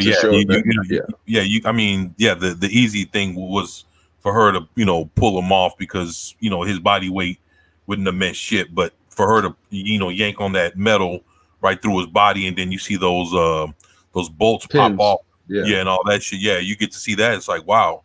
Okay, well, she's not if you ever wanted to measure her strength, compared to her just hitting people, hitting people and hitting people and they're flying all through the air and shit, you get to see, well, she can actually, if she could pull on that shit, she could probably bend steel, like no bullshit. Like she can, she could probably do a few things. So, it was interesting to see it in that way. Yeah. And you're absolutely right that it could be used for a scaling or strength scaling. Mm-hmm. Right. Now, Enter death battle. Who would you have her fight in death battle? For my versus streams, scaling. Blood Rain. Blood Rain. Okay. Yeah. You know what? For my second season, you guys you two, 24/7 and Dimaj and I, you're invited to that one. It'll probably be in. No, you guys actually recommended a good versus stream. Yeah, I mean, you're automatically panelists for that stream now. Yeah, fuck it. If you want to throw Vampirella in there, it's whatever. Oh, Vampirella too. Yeah. Well, she's I don't know too alien, much about right? her, but does she kill a lot of people or does she do a lot of fighting? Well, but anyway, so. She looks like she does science very well. Yeah, she does. Okay, yeah, she does science very well. So she tries healing him with her blood. doesn't work, and so she starts beating on his chest, pissed off because it's not working. It's like, and you really feel for her in that scene. It's like it's like, shit, he's not healing, he's dead. Damn, he's dead, Jim. He's dead. Yep. There you go. Get Spock in there to beat on his chest a little more. But anyway, so the cleaners are back, and Markus is gone, and they see their boss lying in a puddle of his own blood, not piss in this instance, but blood. And he's like, the time is this dude has been stabbed through the chest. His heart basically had a sword in it. So it's kind of sliced a little. How is he speaking with a clear damn voice? But it's still so great. The music score takes me away from that. Here's what I take from that when you get to that scene. Because he's like, sure, let me get the kit. There's clearly something he has to prolong his life that would have probably saved him. But he said no. He said, no, I'm done. Time has come, my friend. Yeah, that's what he said. Because I'm thinking he could have survived that. I mean, he is an immortal. So yes. same way, which obviously we're jumping ahead. The same way Michael was able to survive that, is the same way Corvinus would have survived that sword. So it is entirely possible. I'm thinking he would have been fine. He just didn't want to live anymore. Yeah, he knew what Markus was gonna go do. So he's like, I'm done with this. He said, if Markus released William, clean up your own damn mess. Yeah. Time to let the kids learn their lessons. And you know what? When we get to Underworld Awakening, that's going to come back because I have some theories on that. So they get her, and she pulls a gun on him. She's like, oh, you motherfuckers are going to die now. No, wait. If you want Markus, you're going to need Alexander's help. Don't leave him here. Okay. Yeah. So he cuts his wrist. Alexander Corvinus is like, quickly now, before there's no legacy left in my veins, what will I become? The future. That is a brilliant way of saying I have no fucking clue. I mean, let's be frank, folks. He has no idea. But I love how she starts drinking his blood, and the lighting. When she opens her eyes, you see like flashes, and you hear swords clanging. You know that she is seeing his memories and whatnot. The battles this man must have fought. The strength that this man has shown. And then you see her eyes no longer the normal vampire blue, but a more icy blue.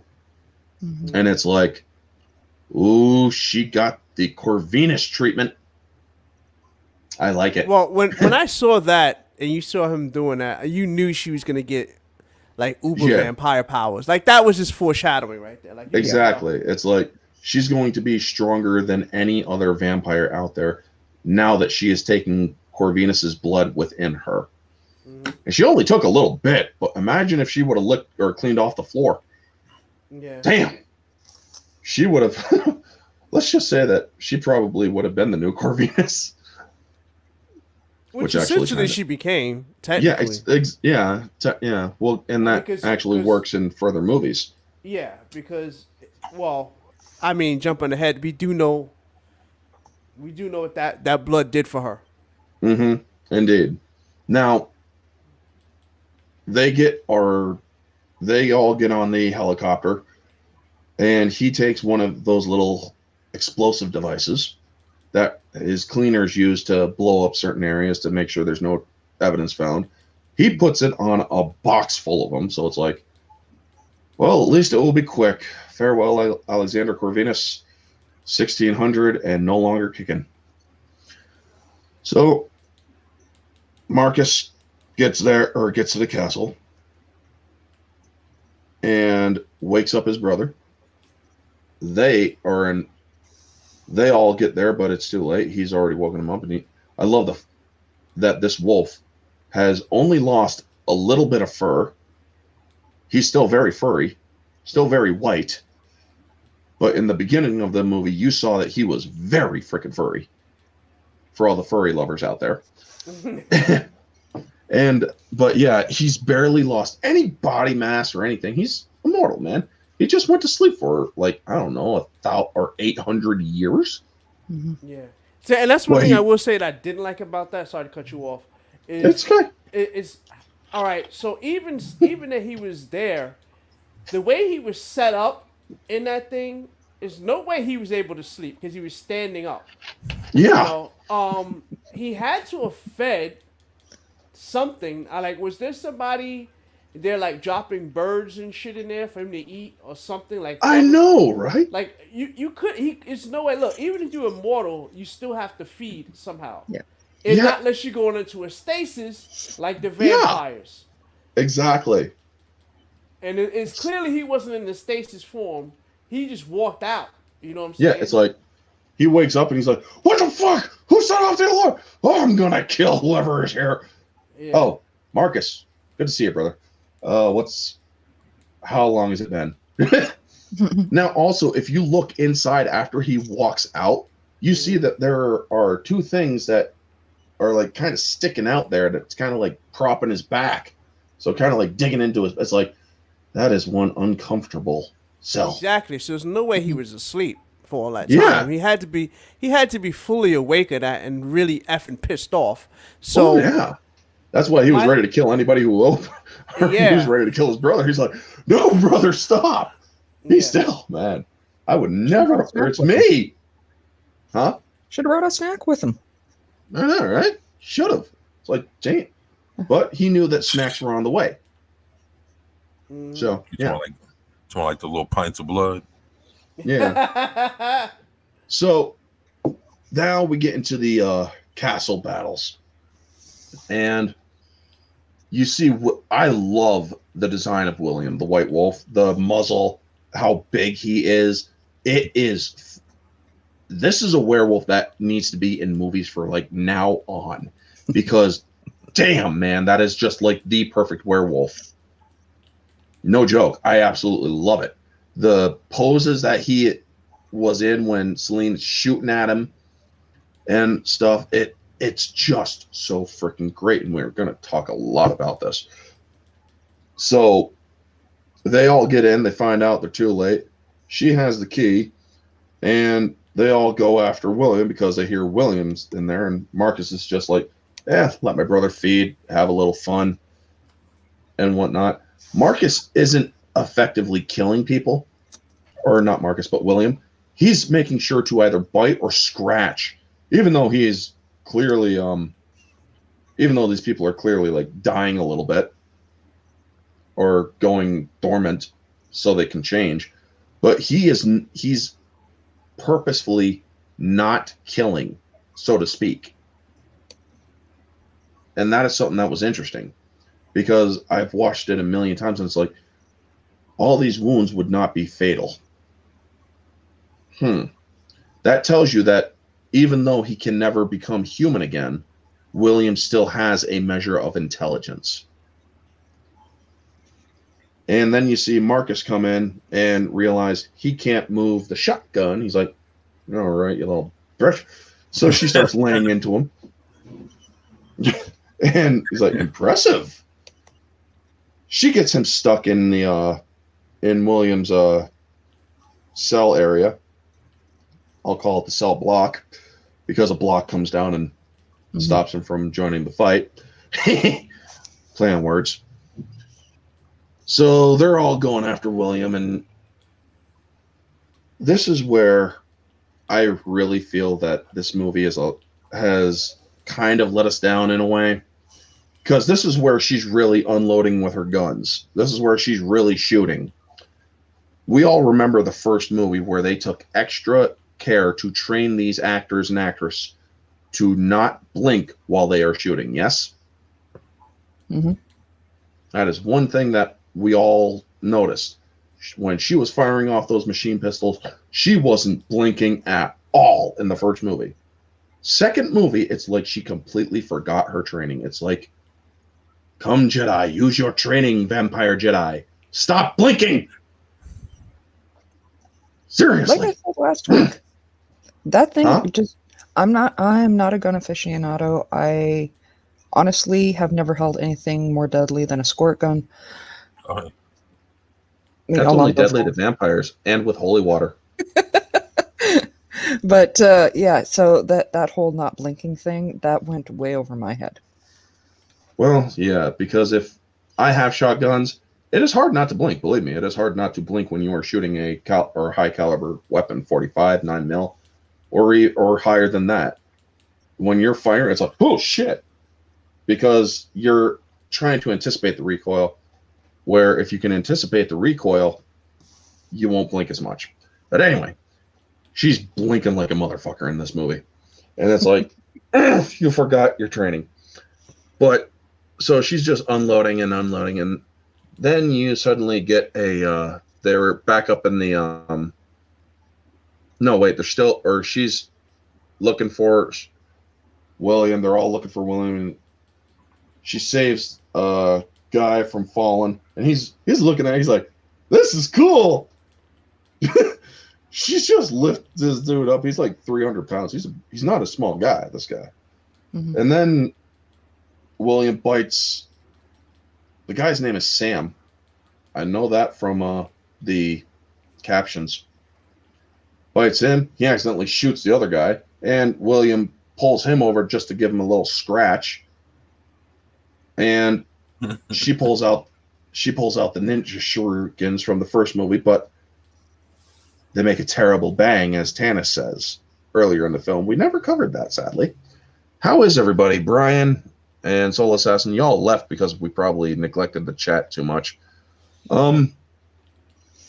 Yeah, I apologize, folks, for neglecting the chat. I really am bad at this when it comes to when it comes to streaming. That is my fatal flaw. I really am bad at keeping with the chat because I'm so passionate about my discussions. You are. No. So she throws the boom stars up. One actually grazes them. It's like, nice. And when he lands, he looks back really quickly, and then when he jumps, his head comes through concrete, and then he looks back again. It's like, does that not hurt your muzzle? Because I'm telling you, man, I've been hitting the nose, I've been hitting the chin, I've bitten my tongue a couple times. It hurts. But Mr. Werewolf William, super badass that just woke up after an 800-year nap, his face goes straight through concrete and he doesn't freaking flinch. It's supernatural, baby. So, No, it's Underworld. Supernaturals are different. yes, very true. Good point. So yeah, the big boom, and it's like, makes a terrible bang my ass. That makes a freaking that goddamn, what's worse than terrible, folks? TLJ. Horrendous. Horrendous, PB&J. yes. Makes a say what? 24? Nah, would you say Mads? TLJ. Oh, I thought you said PB&J. No. All right, so My mom what's would agree more, with you on that one, though. yeah, what's more bigger than terrible, shall we say? I mean, making a terrible bang, that's kind of an understatement. That blew the frickin' sky off the castle. Holy shit. I mean, big enough for a helicopter to come through, let's just say that. But anyway, while this is going on, Michael is somewhat healing. And they completely take the footage of Viktor's regenerating organs from the first movie and have Michael waking up with the monologue of Celine saying, Michael, you're unique. Your powers can be limitless. Mm-hmm. It's like, why are his organs atrophied so much? Yeah, no. But hey, I'm guessing they were on a stricter budget this time around. So Michael's eyes open up and they're all black, so you know he's about to change. And Celine's cleaning up house because a couple of Williams wolves are starting to wake up. The dude Sam, the guy that was Gravenus's right hand, shudders and just starts turning. and then others start turning, and then you see Michael just jump down like the hero shot, man. He's like, yeah, gonna get me some and kick ass. Puts his arm straight through a freaking lichen. It's like, what? I really should have myself on camera for this. Let me see here. Hopefully this will work. Come on. Work for me. Yeah. And it's not going to work for me, folks. Oh, wait. It will work for me. Hey, at But least you didn't leave your charger in your parents' house. I was just thinking. Well, it's actually it's the camera or my Kindle and the camera work for some weird reason. It'll come on and then it'll go straight off like that. Yeah. But anyway, big mouth open. It's like, holy shit, man! He just put an arm through a damn lichen. Woo! Okay, I'm not gonna mess with him anymore. And like I said, folks, the inconsistency with the makeup. Soul Assassin, welcome back.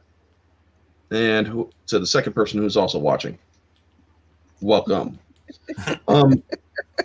So remember, this dude had a muzzle in earlier scenes, and then no muzzle, then a muzzle again, and no muzzle now. He's back into his Underworld 1 hybrid look. And then not 3 minutes later, when William starts fighting him, he has his damn muzzle again. It's like, Len, can you tell me why Michael keeps growing and getting rid of his muzzle? I mean, consistency, man. For an objective movie reviewer, this would drive them nuts. And it did. It really did. So, William versus Michael. I wish they had drawn out that fight more. And Markus pulling down the helicopter. That was badass, by the way. And him going up against Celine, giving her a little trim off the top with the propellers. But Michael versus William. Michael gets in, smacks William, and then William just smacks him right back and knocks him into a freaking wall or stairway and just collapses the whole damn staircase. It's like, yeah, you can't go toe-to-toe with this guy. Even in hybrid, you can't go toe-to-toe with him. You gotta use your speed, which Michael does. And then he just rips the top of William's head clean off. That is like pure Mortal Kombat right there.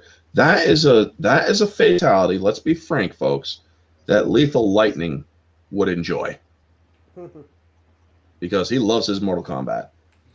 Now, what did you guys think of the fights in this final sequence where Markus gets his hand sliced off by the chopper, and then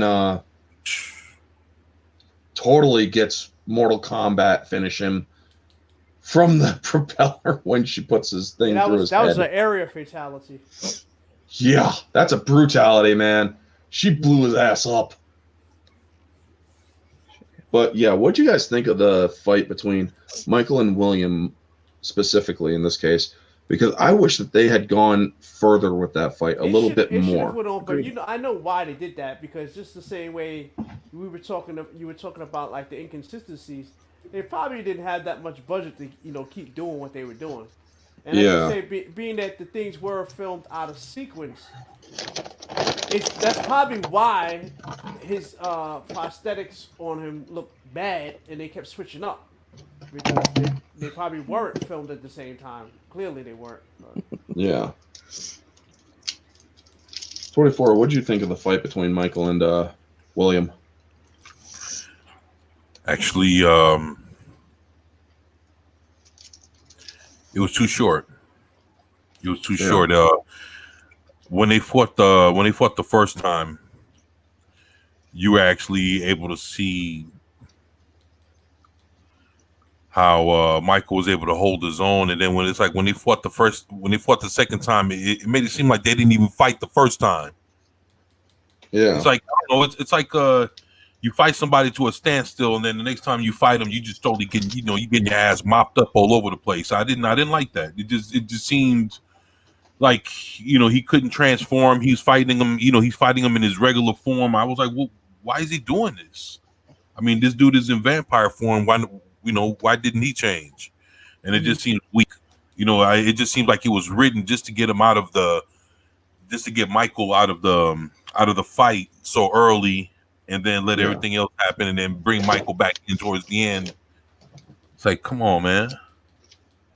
It just, I don't know, something about that never did. Even when I first seen it, it never did. It never did click well, to me when I saw how that was put together. It was easily like Michael just got his ass whooped, and it was nothing. It was like it was like that whole fight scene on the back of the truck didn't even mean shit. He's holding his own, but then when he fucking meets this guy over here in the, by the water, he gets fucking body slammed onto the pole. He gets his hand, he gets like almost to the point it looks like he got crucified or whatever. It looks. Oh yeah. I didn't like that, man. It was too easy when it wasn't easy like fucking 45 minutes earlier in the movie. So that's a good point. I didn't even think about that too. You can make an argument. You can make an argument that he wanted to take Michael out of commission really quick. He didn't want to give him the chance to transform because he didn't want a drawn out battle. You can make that argument, but it is still a weak argument. I mean, he's fucking hissing, and all this other shit. Obviously, he got something. He didn't kicked off the power or some shit. He didn't. The transformation already started. And that's the thing. If they can control it, why didn't he just unleash that shit, realizing what he was up against? I didn't get that. Yeah. I mean, if you look at the first movie, or you look at it when like let's say that black dude, the Lycan in the first movie, whenever he was getting into some shit, he's in human form. Yeah, he just he just transforms. Why couldn't this dude do it when he was in the heat of the battle? I just didn't understand. He wants to fight with fucking fingernails. It's like, come on, man, that's shit. Because he didn't look as impressive whipping off the jacket like Razor. Yeah, that's it. It looked that exactly. Shit looked weak. And then he got bumped off right then and there, and then he comes back towards the end of the fight, but the damage has already been done. It just looked weak, man. Matt, what'd you think of the fight between William and Michael? I'm with you guys. It was not long enough.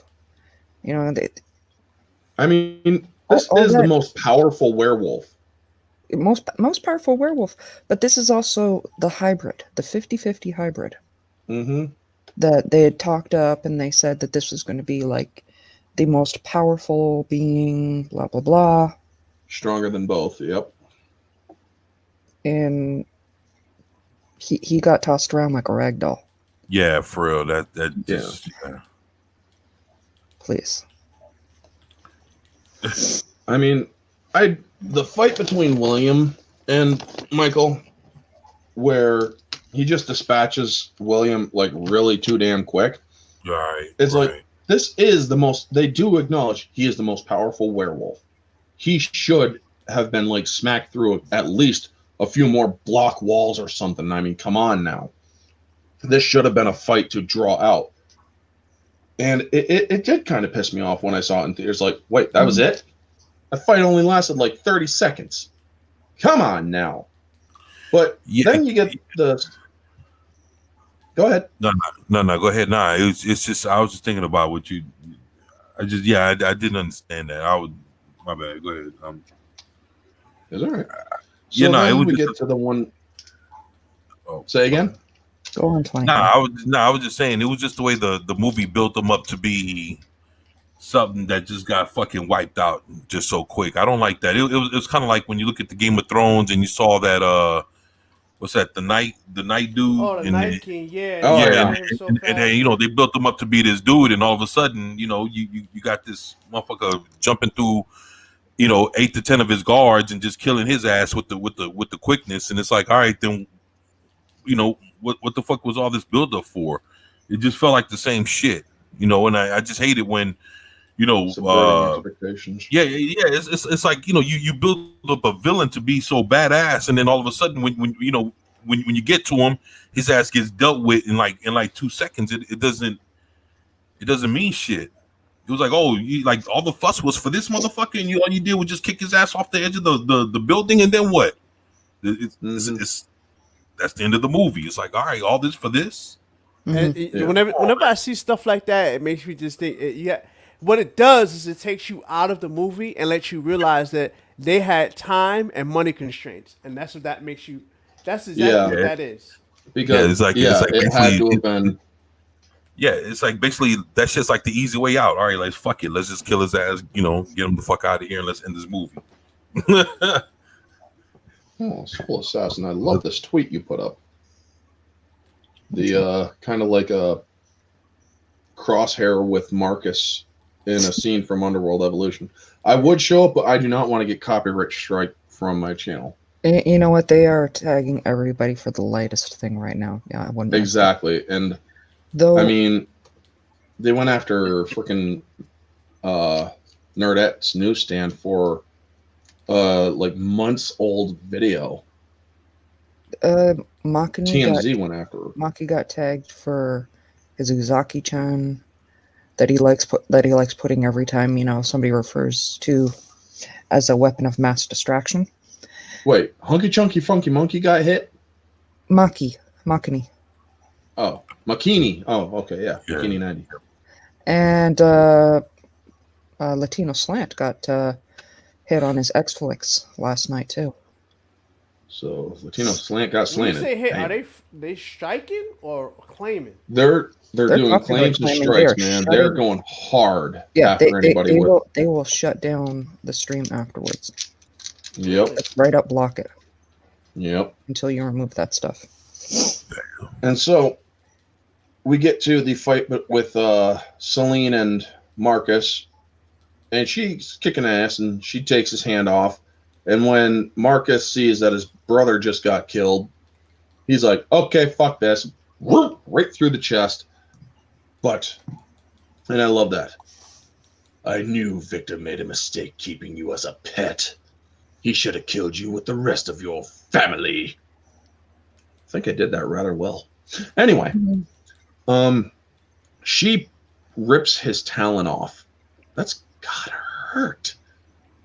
And so she puts it right through his head. That definitely hurt.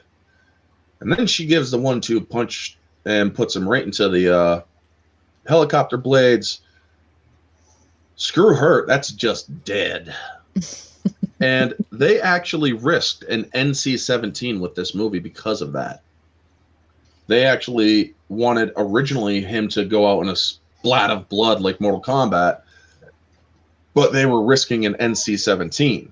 Mm-hmm. So they came up with that because the studio it's like, yeah, you can't have that much blood.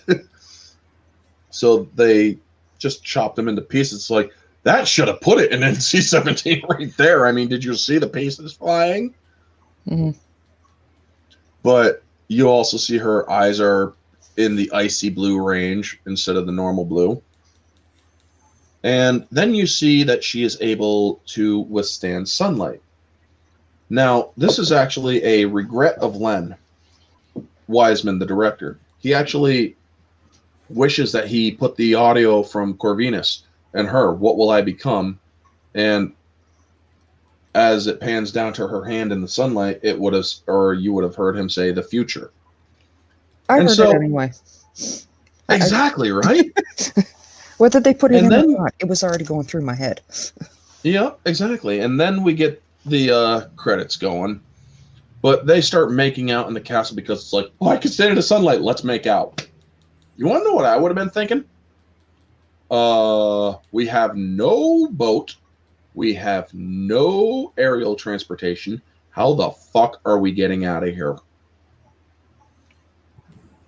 Swim. That would be my worry. We can have sex later. How are we getting out of here? You can swim. Yeah, I'm kind of on the opposite end there. Yeah, I mean everybody else is dead. We've got a big old castle to ourselves.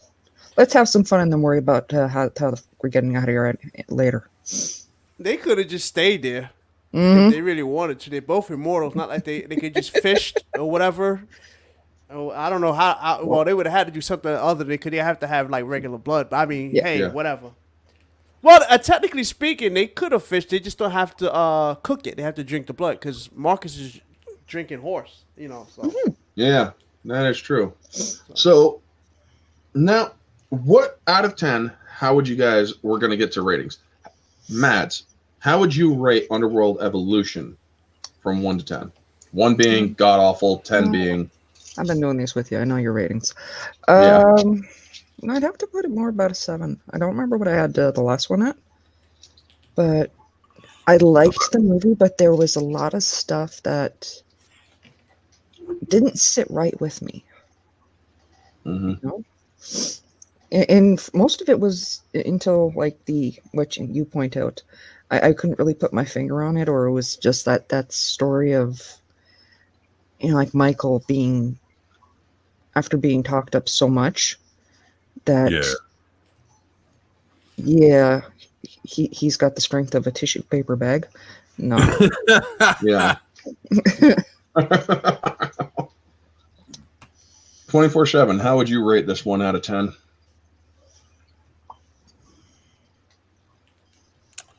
Man, I had to give it like a 7.5. Yeah, I mean, it was shit. Actually, it's the crazy thing about it. After watching it, earlier, it was like, oh shit, like, How you doing, Comic Chat? Hey, Daddy. it was actually it's a lot better than a lot of shit that's out now. But well, that's that's what I was saying. Most of the shit that's out now is trash. Yeah. Well, the problem is most of the shit that's out now is remakes of shit that was way better than the shit that's out now. It I mean, I'm telling you, the remakes and these reboots, they're not even shit. If they're not better than the originals, they're not even worth coming. I mean, the only one that I seen that was probably It, Stephen King. Mm-hmm. Yeah, the It. Yeah, that could have been on the level or even better than the original. But I mean, how many movies can actually do some shit like that? None of them. I was listening to Clownfish TV a little earlier, and they was talking about the guy who did Home Alone, and he was blasting Disney. He was like, says, if you're gonna remake something, you should remake something that was bad. That Exactly. wasn't a success. I've heard that too. Right. You remake something that was a success. All you're doing is trying to make it live up to something that was already successful, and it's never going to work. When does it ever work? I mean, like you said, It, but that's like 1 out of how many? Right. True. Exactly. I mean, that they keep on remaking movies that were good. It's like, it doesn't make sense. You're trying to improve on something that's good. And I swear to God, if they actually do go forward with a remake of Princess Bride, this world should be at war. Well, yeah, I heard about that. I'm not even watching that. Like, it's something like first off, I can't go to the movies anyway because everything's shut down up here. But, Yeah. If I was to go to the movies, I'm not watching remakes and shit. What did I see? The last movie I saw was Sonic, I think. No, was it Sonic? I think it was. Yeah, it was Sonic. Sonic and Birds of Prey. They both came out like right behind each other. Oh yeah. Birds of Prey came out first. Yeah. Which, by the way, I will say, Birds of Prey. Again, my bar for bad is Last Jedi. It wasn't Last Jedi bad, so yeah, it was. It was better. Yeah, it was better than Last Jedi. I just the Harley Quinn fight scenes when she was fighting by herself were actually better than the fight scenes of everything else that I've seen throughout that whole movie. Mm-hmm. Hey, why don't you check the private chat? Mm-hmm.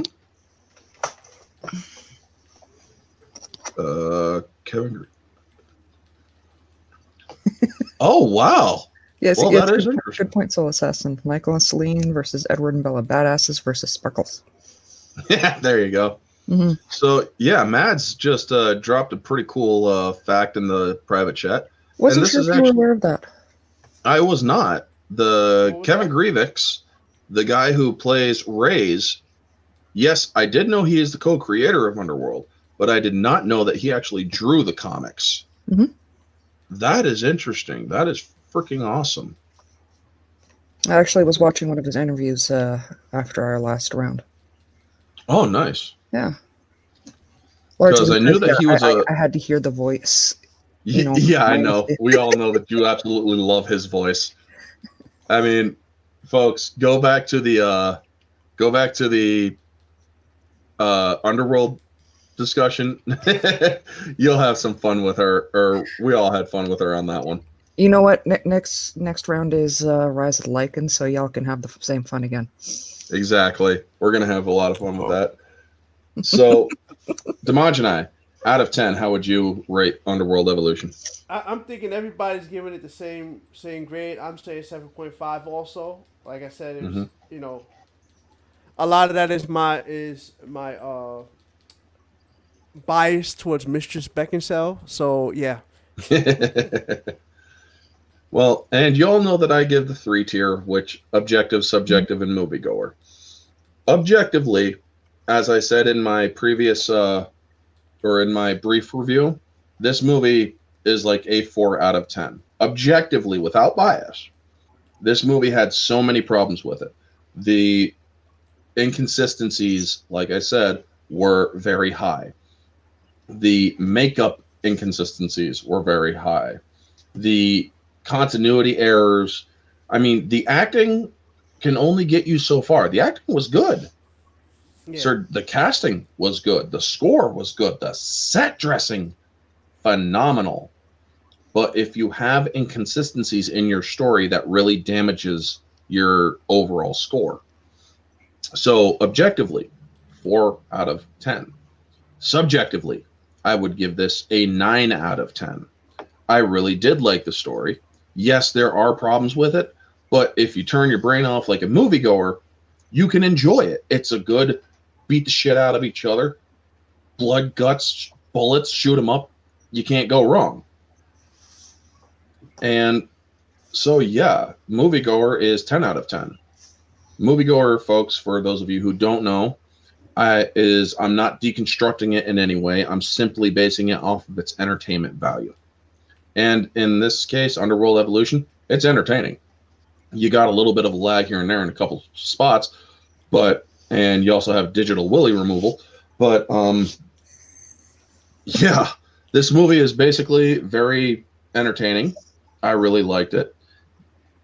And in 2 weeks, stay tuned, because we're going to be talking the third movie, Rise of the Lycans, which is a prequel that we should have started with, but because we like going in order, we're going to do it the third one. So definitely stay tuned in 2 weeks as we talk Rise of the Lycans with even more casting choices that were good, especially the woman that they have Rona playing. Mitra. Yeah, Yes. Rona Mitra. I mean, she looks a lot like Kate Beckinsale. Yeah, well, that was the whole point. And that exactly. Because my he only said gripe that he kept her about that around was because he reminded her of his daughter. yeah. My Yep. only gripe about that is in the first movie, in the flashbacks. Sonya looks nothing like her. Sonya's Well, a blonde. I could get past that. That was my only gripe. Is if they had kept her a blonde, Rise of the Lycans would have hit it out of the park for me. Yeah, consistency, right? Yeah. Well, it's the same shit they did in Machete. You know, when you're watching Planet Terror and you watch a little commercial for Machete, you get to see how that whole little thing goes out. But then when you actually watch the movie, it ain't the same shits. It ain't the same people, and they were actually replaying some of the same scenes, and it wasn't the same. It wasn't the same folks. So it felt different. I just couldn't help watching Machete and wondering if it was the same universe as Spy Kids. Well, the thing is, it was also the same, or must have been the same universe as Predators, if you're talking about Machete with Danny Trejo. Yeah, that movie is the same, has the same universe as Predators, because Danny Trejo's alias, or one of Danny Trejo's aliases, happens to be the same name he has in the Predators movie. I'm also saying it in the Spy Kids movies. He's also referred to as Uncle Machete. Oh wow. Then yeah, it should be. But anyway, folks, we are going to wrap it up here. Thank real you quick to Matt. before you get out of here. Right. So Yeah. here's a fun fact. Speaking of Rise of Lycans. So remember how you said she looks just like Kate Beckinsale, right? I remember back when I was working and I was working in the receiving department, and my receiving clerk, we always used to talk pop culture, whatever. And she's like, yeah, Kate Beckinsale was in all three of the movies. I says, no, she wasn't. And I'm like, she's like, yeah, she was. Like, she got mad at me. So I just look it up. She looked it up, and she was one of those people who doesn't like to be wrong. She got so effing pissed at me because I was right, because it was Rona Mitra, not Kate Beckinsale. She was so pissed that she wasn't Kate Beckinsale. So I'm like, but she didn't look a lot like her, and I think that's one of the reasons why she got the part, because she did look like Celine. And she, she can get the business too. Just so you're clear. I'll take. I'll take a Kate Beckinsale Rona Mitra sandwich. I'm just saying, Also, that's not the only werewolf movie that Rona Mitra was in. She was also in a movie called Skinwalkers. Really? Yep. And she was in Supergirl too, which is nice little eye candy. The show? She was in the show Supergirl? Yeah, she was in the show Supergirl. And not this last season, the season before last. She was she played Marcy, which is Lex Luthor. Remember in the animated version, he had Marcy was Darcy, Marcy, whatever her name was, the driver. She played that character. No shit. Yeah, that's when they introduced Lex Luthor in Supergirl. Oh my gosh, I'm gonna have to check that out. I was surprised by that Lex, by the way.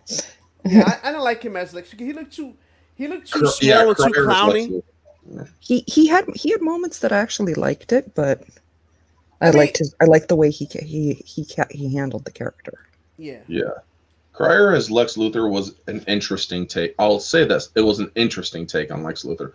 Because I actually did watch the Arrow universe, or the Arrowverse. Oh, I did. I still do. And I will watch it coming up, because of the fact that, again, me being a pervy wanker, the hotter the chicks are, the more I watch. I'm just saying. Yeah. I mean, I stopped because Flash and Arrow are my jam when it came to it. I liked Legends up to a point. Legends. The thing about Legends to make Legends good is that it actually knows what it is. It doesn't take itself seriously, which is cool. I mean, Legends went good up to a point, but then they literally went way overtly political. And I'm like, really? Really? Grodd going back in time to kill Barack Obama? Really? I mean, make America Grodd again? Really? It just was ridiculous. It's like, stop that shit, man. With some of these shows, man, you got to turn it off, man. I just ignore that shit. I know.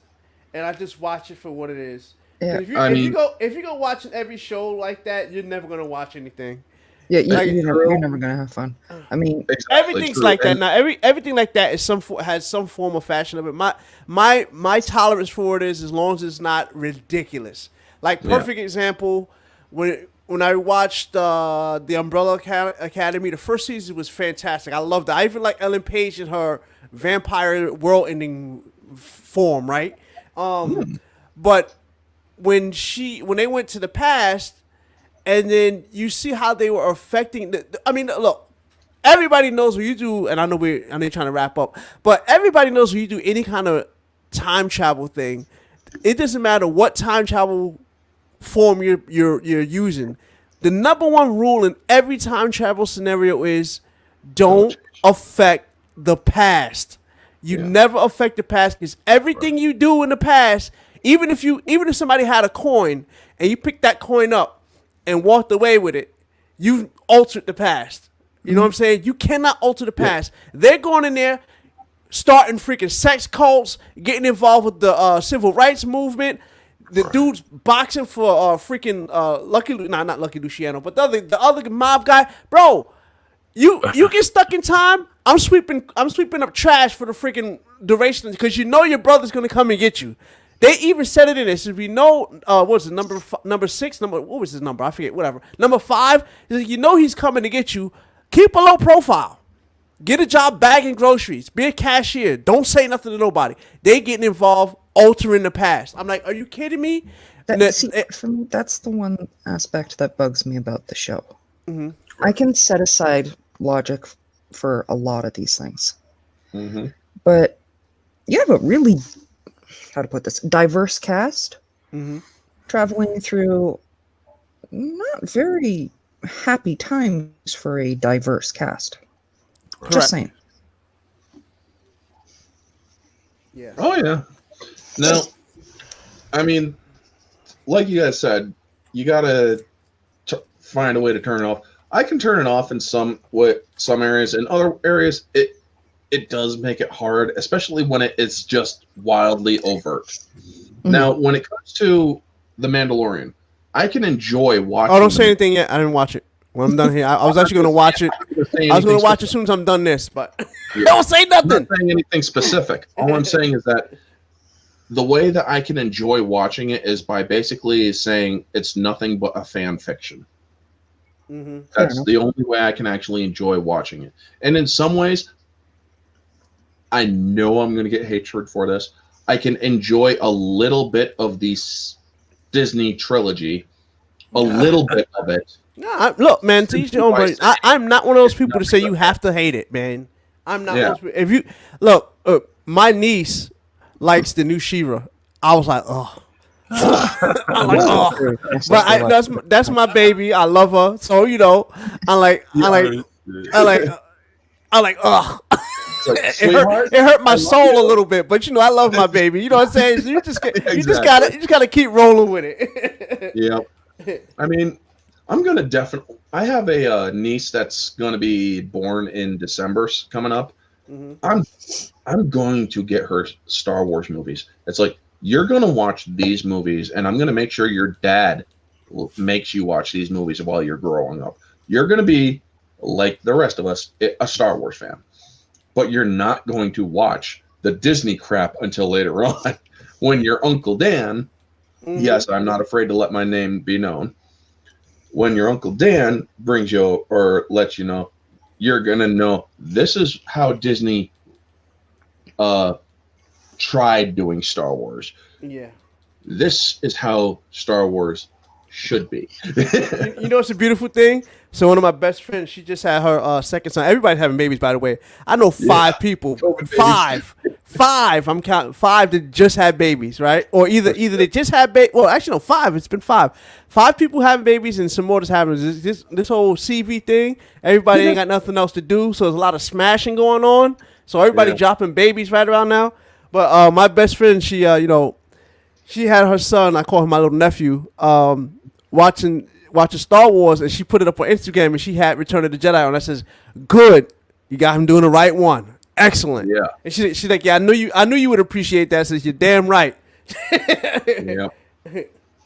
Alrighty, so now we are gonna wrap this up. I want to thank Matt's Mama Bear 24/7, Damaj and I, and GFan84 for coming in on this one. This was freaking awesome, and give shout outs to everybody in the chat: Soul Assassin, Comic Chat, Happy Dino, everybody. Pixelate. By the way, I'm playing some Final Fantasy now. Anybody want to come and join me? Nice. Spencer Bakuli. Which one? 14. Sam McCabe. Subhuman 84, you were also in the chat. Thank you for dropping by. Yes. All of y'all. Megatron, or Stunning and Brave Megatron. Mm-hmm. Megazord Jeremy. I've got to say, I love Stunning and Brave Megatron's profile picture. Oh, yeah. Is it the one with the boobs on it? Yes. Yep. And Dolphied. Thank you all for coming in and showing your support. Make sure you all tune in. 2 weeks from now, we will be discussing Underworld Rise of the Lycans, and I will have a picture of the thumbnail on my Twitter, so definitely go there. Mm-hmm. And it should actually be in like 6 minutes that it comes or that the Twitter will post. So I schedule my tweets a lot when it comes to days that I stream. So yeah. You can schedule tweets. Yeah. Boomer Oh, yeah. moment for me. I'm- Hashtag boomer. no, I'm with you, D. I've heard it say it a number of times, and I'm still like, say what? How do you do it? It's Yeah. basically you can only do it on, I think, the desktop version. Well, Yeah, hello there, Kitty. That's Buddy. I will say this. I still can't get my damn StreamYard to work right. Yeah. So talk about boomer moment. We'll talk about that. I've got my bot finally working.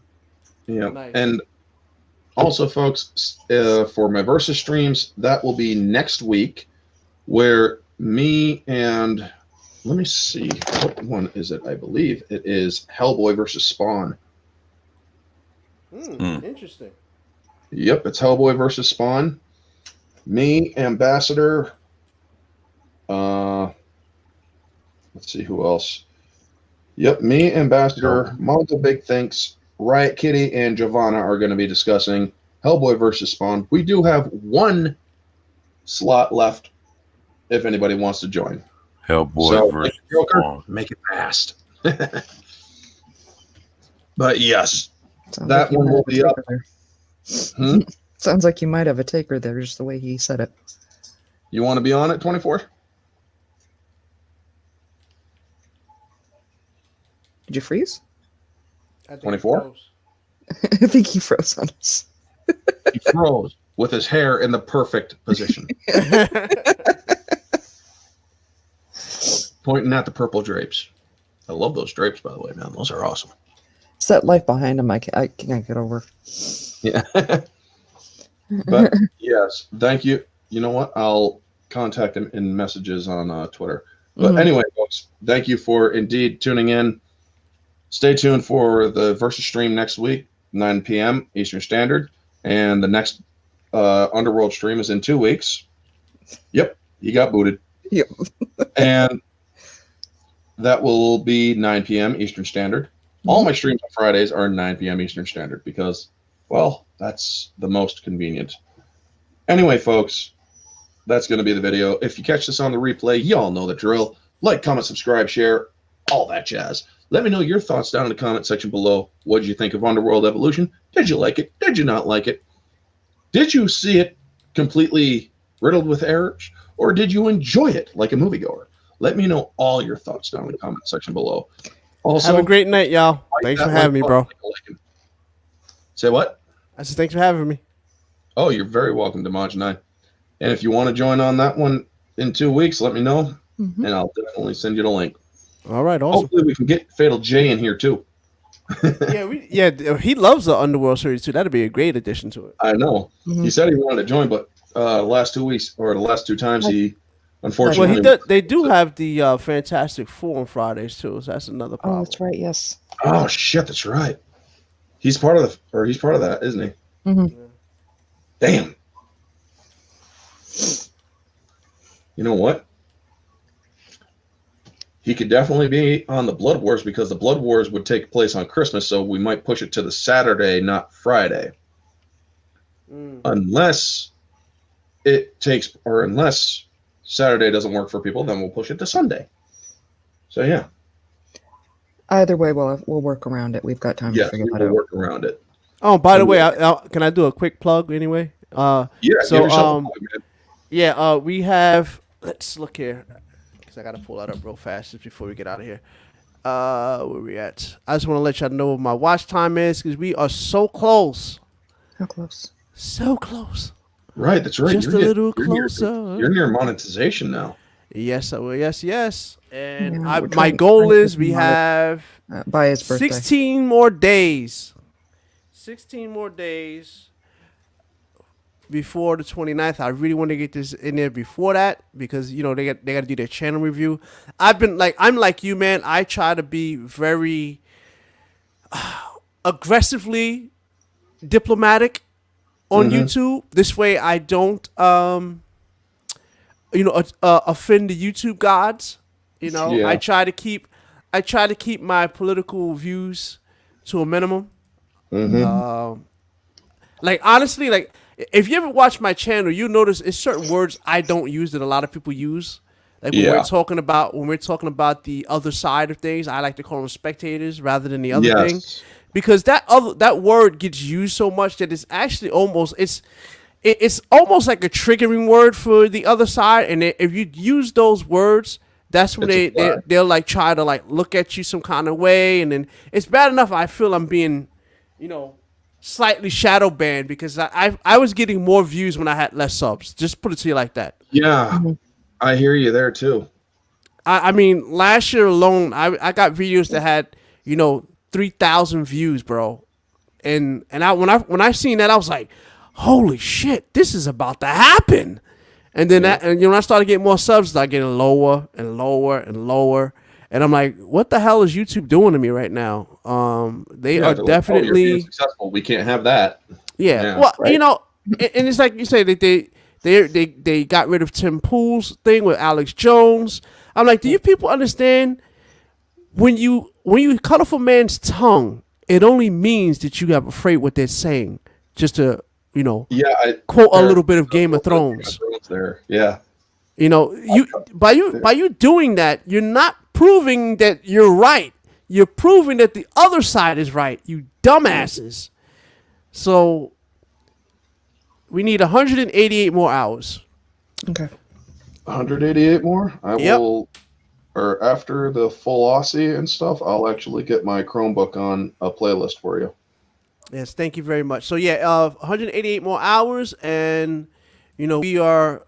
My goal is so. All right. So by the way, I on the 29th is not going to be the Keepers of the Force because my birthday. Keepers of the Force would fall on my birthday, the 29th. So it's actually I'm not doing a Spell Broken Live that weekend. Spell Broken Live will be pushed to that Sunday, which will be taking the place of Keepers of the Force. It will be a Spell Broken Live party edition.